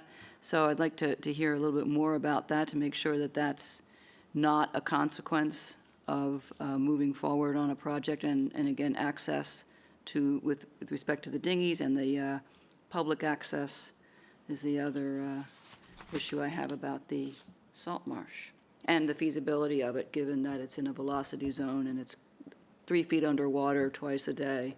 I mean, if that can be successful, I'd love to see that. That would be very, very educational. That's all I have on the salt marsh. Thank you for those comments. I just wanted to provide a teaser that I hope you all will look at this, but I went back on the screen. Hopefully I figured out how to do full screen this time, but can you see this? It's half screen, but we can see it. Yep. Well, it's better than it was before. So this is that storyboard for Collins Cove in Salem, Massachusetts. Wilkinson Ecological designed this, and it just it's addressing a lot of the valid questions that you have. Again, it has a bike path that runs right next to it. It's a very popular beach area. It's an urban setting. Tremendous use of people, and frankly, in the hearing process, tremendous concerns that we were going to be cutting that off. This is sort of this is a little bit dated. It's grown in from here, but let's see if I can get it to move the way it was a moment ago. So I just want to give you a taste of it in hopes that you'll come back and look at this at another time. But like I said, it's a large-scale project. I did all the construction oversight myself. They did have a major storm. It's a slightly different design, only in that there's no cobble in the bed because they had an older vetment that protected a former rail bed. And so, they went through a significant storm, they patched it up, and so I'm going backwards in time. You saw more of a finished product, and now they're doing the repairs.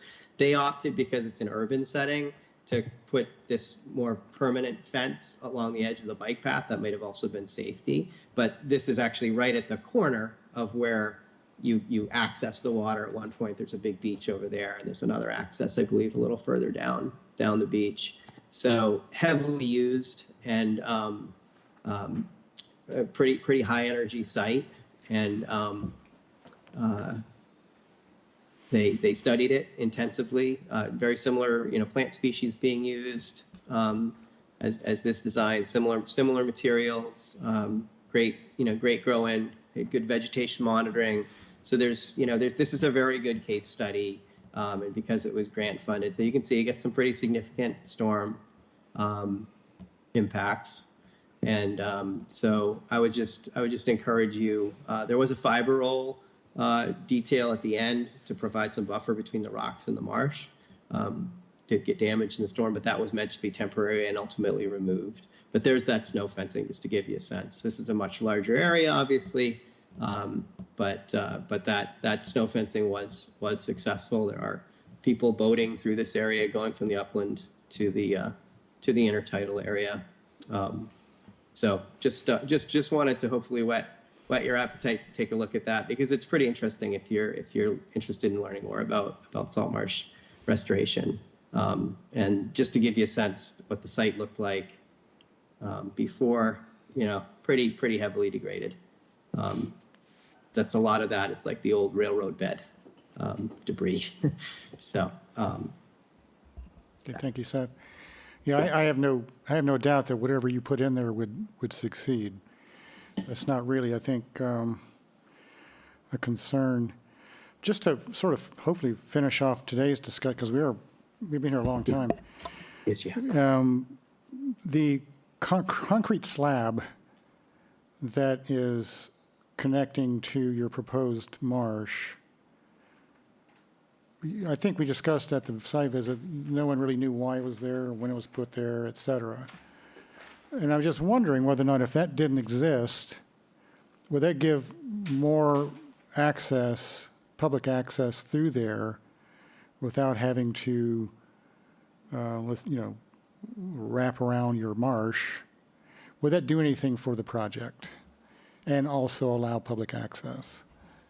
I think the simple answer is yes, and we probably want to see what Ted's opinion on that was as well. My concern would actually be for the landing. I feel like that's really protecting a corner of the pavement for the landing. And if that were to go away, you would quickly see the shoreline sort of seek equilibrium, and it would be back probably 10 or 15 feet. And then the paving for the landing would be exposed and potentially undermined. That would be my concern. Right. But it would provide, it's somewhat of a barrier to sort of walk in there yeah, that would completely resolve the issue with having a salt marsh a few feet away from a hard structure, a hard vertical structure. Perhaps rebuilding it in a configuration that's narrow but still offers the same protection, and then offering more public access? More than happy to look at that. Okay. Anything else on the, I think we need to segue over to the other component. Well, but just before we leave, the guardrail is part of this application, and it sounds like lawyers are going to need to talk to each other about that aspect of it. It's not a primary issue for us, really. It is a coastal bank. I guess you're making the point that it's a coastal bank and it needs to be protected. Well, okay, fine. I'm also just wondering whether or not it would be possible not to have a guardrail there, but let's say put gravel there or some sort of substrate which would protect the bank but allow parking there. I'm just tossing that out there from a naive perspective, because I already, I suspect that there's going to be a lot of blowback about the guardrail. Again, it's not a primary concern for us, but we live in this town, so whenever we make decisions that allow or disallow things, we have to live with it. So just tossing it out. Yeah, and to be clear, we are not asking you to arbitrate the terms of the easement. That's absolutely not your role, and we don't expect you to do that. Really, we're asking a very simple question, which is, does this, we assume you do not want people parking on a coastal bank. I've never seen you support that before. And is this a reasonable way to prevent vehicles from parking on the coastal bank? We looked at boulders, and we see folks using pretty creative ways of squeezing vehicles between boulders, and it seemed to be the most appropriate way to limit that, because I've never seen you support parking on a coastal bank. And your permits are very clear that you don't give any rights over easements or any other, you're purely speaking to the conservation, and that's all we're asking you to, because this is in your jurisdiction, and we understand we have work to do with the town, without a doubt.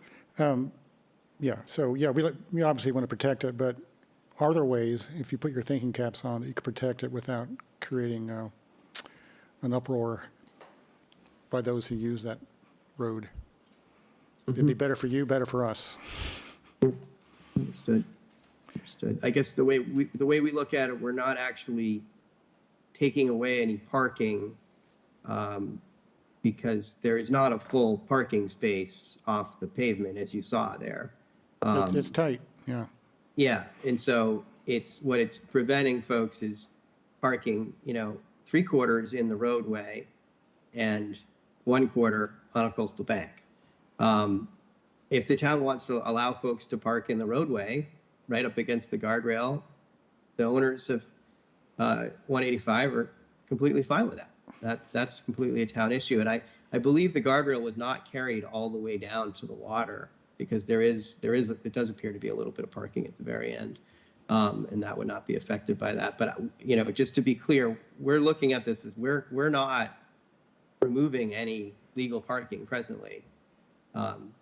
There's no way to park off the roadway where this guardrail is. It's totally impossible right now because of the grade. The vehicle would tip over. So, but you're right. I thought people did park. Change is hard. I thought people parked there now. They do, but they're mostly in the road. There just isn't a dimension to fit the vehicle. So they're already on the road. The majority of the vehicles on the road. and then a small part of it is on a coastal bank. And our client's position is, why do they have to be on the coastal bank? They're already well into the road. But just stay on the road. That's what the road's for. Okay. There's an easement by the town, that's not for parking. It's clearly for very specific uses like utilities. Okay. Well, I think your opponents on that lie elsewhere. Yes, agreed. So switching over to the fiber array, you've already told me that you don't like questioning why. Even though it's a natural thing to do. And, Yes, it is. I agree on that. when we look at it, some of us might say it looks pretty good. So is it needed?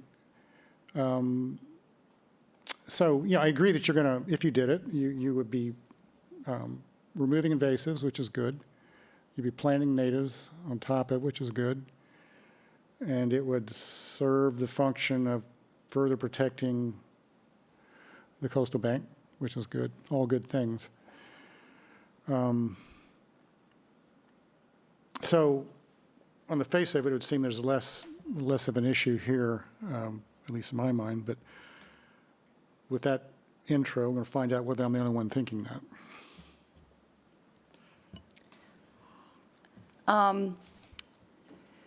It's a very heavily vegetated bank that doesn't show any outward signs of erosion.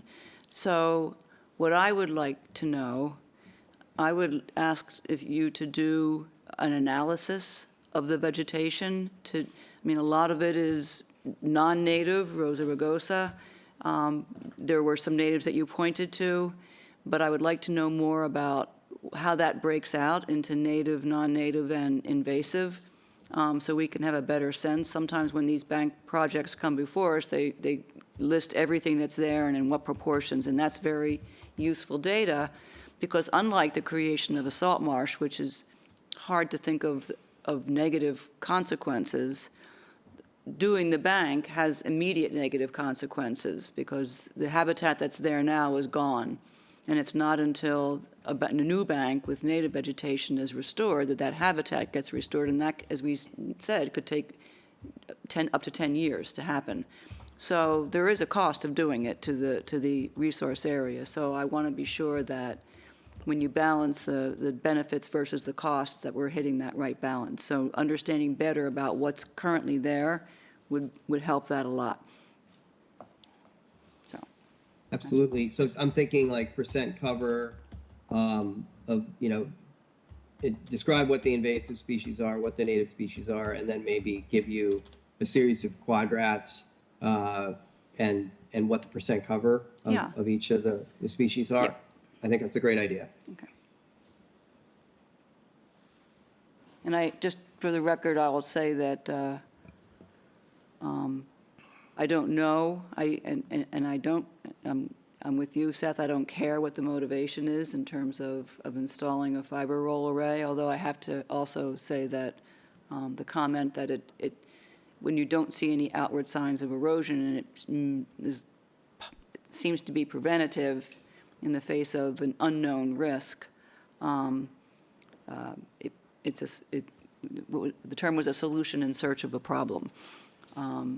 And so, thank you, Ted, for that. But that's what jumps out when I see a vegetated bank that doesn't show erosion, and I shudder at what it's going to go through, and the question is, for what purpose? And just to be clear, the pivotal issue there for us is we're looking to comprehensively restore the invasive species on the entire coastal bank. Mm-hmm. And I know I said this at the site visit, but I think it should be on the record. I can't in good conscience say that if we do that, I'm not putting the stability of the coastal bank at significant risk, which I'm really not supposed to do under the regulations, nor through my certification as a certified ecological restoration practitioner. There's sort of like this first do no harm type of a rule that we have too.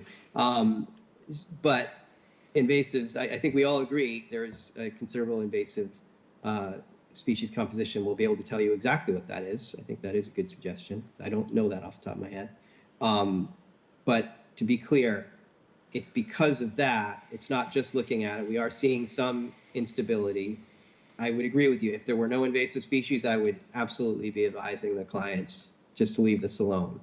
But when we remove the, albeit substandard, shallow, less effective root systems of most of these invasive species, we talked about at the site visit, then we are still removing root systems. And a bank that's already showing some early signs of erosion, those two things together just put that resource area at too much risk. And so that's where in my opinion, the fiber roll is really needed to stabilize that soil so we can establish the native plant community throughout the entire resource area.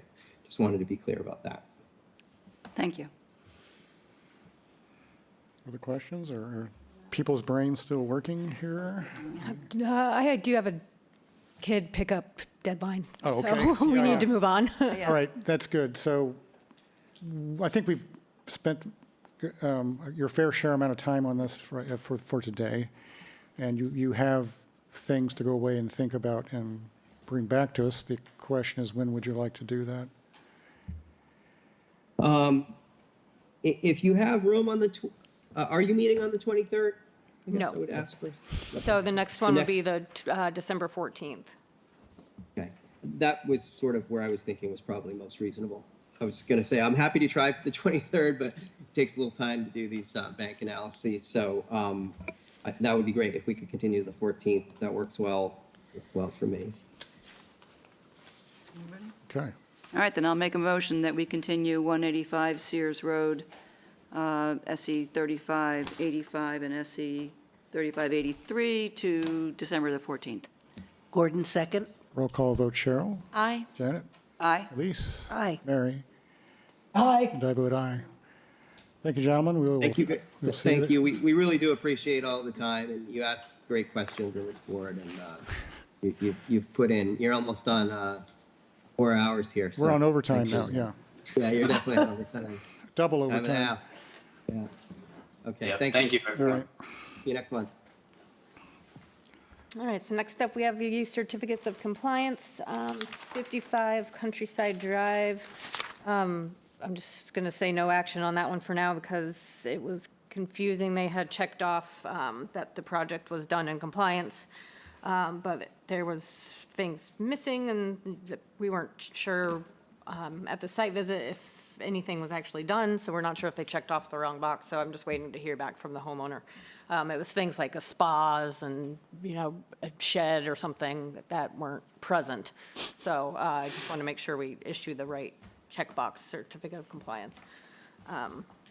So the next one is 120 Nantucket Drive, Peter and Ann McKay, map 6C, parcel G107, SE 102919. Garage under the deck, reconfigure the driveway, renovate dwelling, fire pit, spa, and changes to landscape. It was done in significant compliance. One of the walkways was reconfigured a little bit, but I think it ended up actually being less coverage. It had originally been approved to go all the way in front of the house, and it kind of stops and then picks up again. So no big deal with that. So I recommend approval for that one.